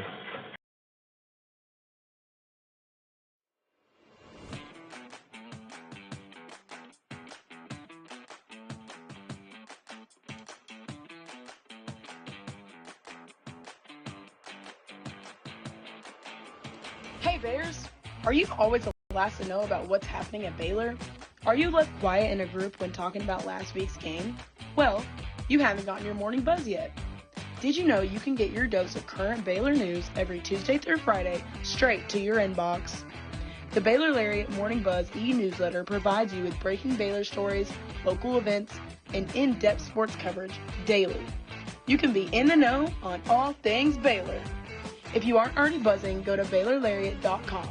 That's BaylorLariat.com and click the subscribe now to get your morning buzz from the Baylor Lariat. News for the students, by the students. We'll see you in your inbox.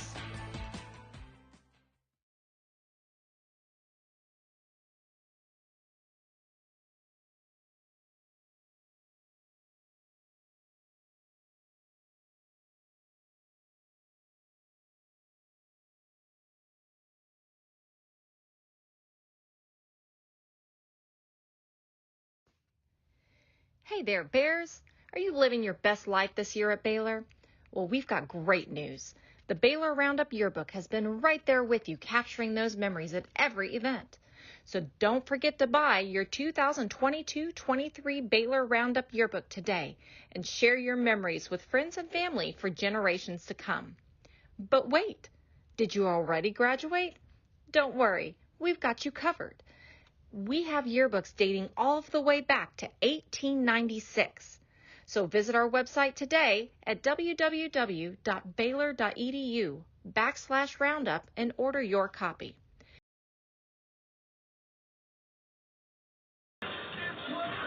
And we welcome you back after the 2-minute warning here at McLean Stadium as the Bears face a 3rd and 5 on the Falcons 25. They lead 31-3 in the fourth quarter. Dominic Richardson in the back. 2 receivers to the far side and 1 to the near.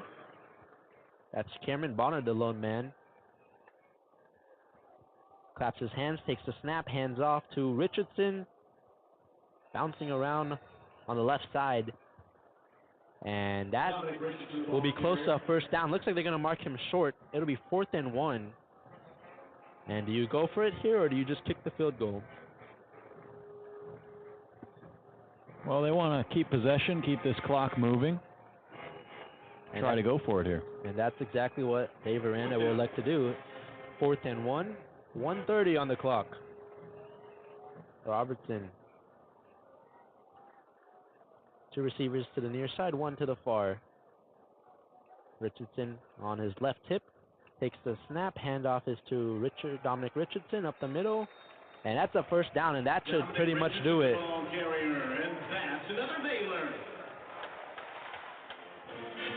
Yeah, minute 13 on the clock since it's a first down. It pauses for a moment there, but yeah, you're right. That should just about do it. Both teams with all 3 timeouts, but Air Force is just going to let this one and the run Bears, out.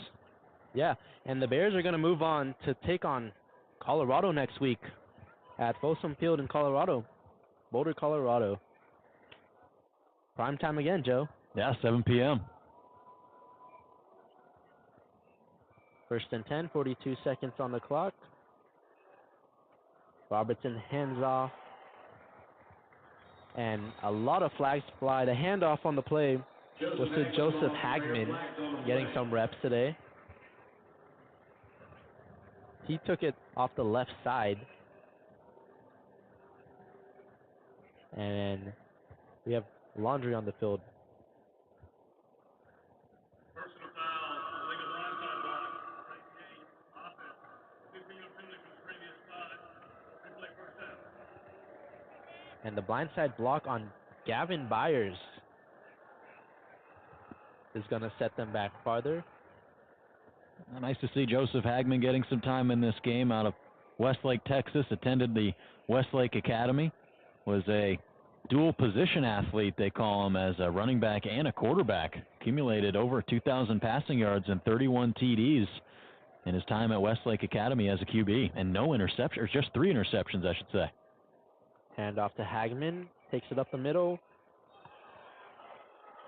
And the ball came out. And the Bears recover. Great job by Alvin Abasale to jump on that ball, but that's going to bring this game to a close. And that's final here from McLean Stadium. The Bears overcome adversity, come out firing in the second half as the fireworks go off, and Baylor will win this one 31-3 and improve to 2-1. Massive win for Baylor, 31-3, and both teams crowding the BU logo at midfield. And yeah, you mentioned it, 6-3 at the half. We weren't really sure how the rest of this game was going to go, but if you told us from the future that this final score of this game would be 31-3, I think, you know, from a Baylor fan's perspective, you'd be pretty pleased with that effort in the second half. I mean, you don't give up any points. You score however many unanswered. I believe that's 27 unanswered. So a great job by, or excuse me, 25 unanswered. There we go. We got there eventually. There we go.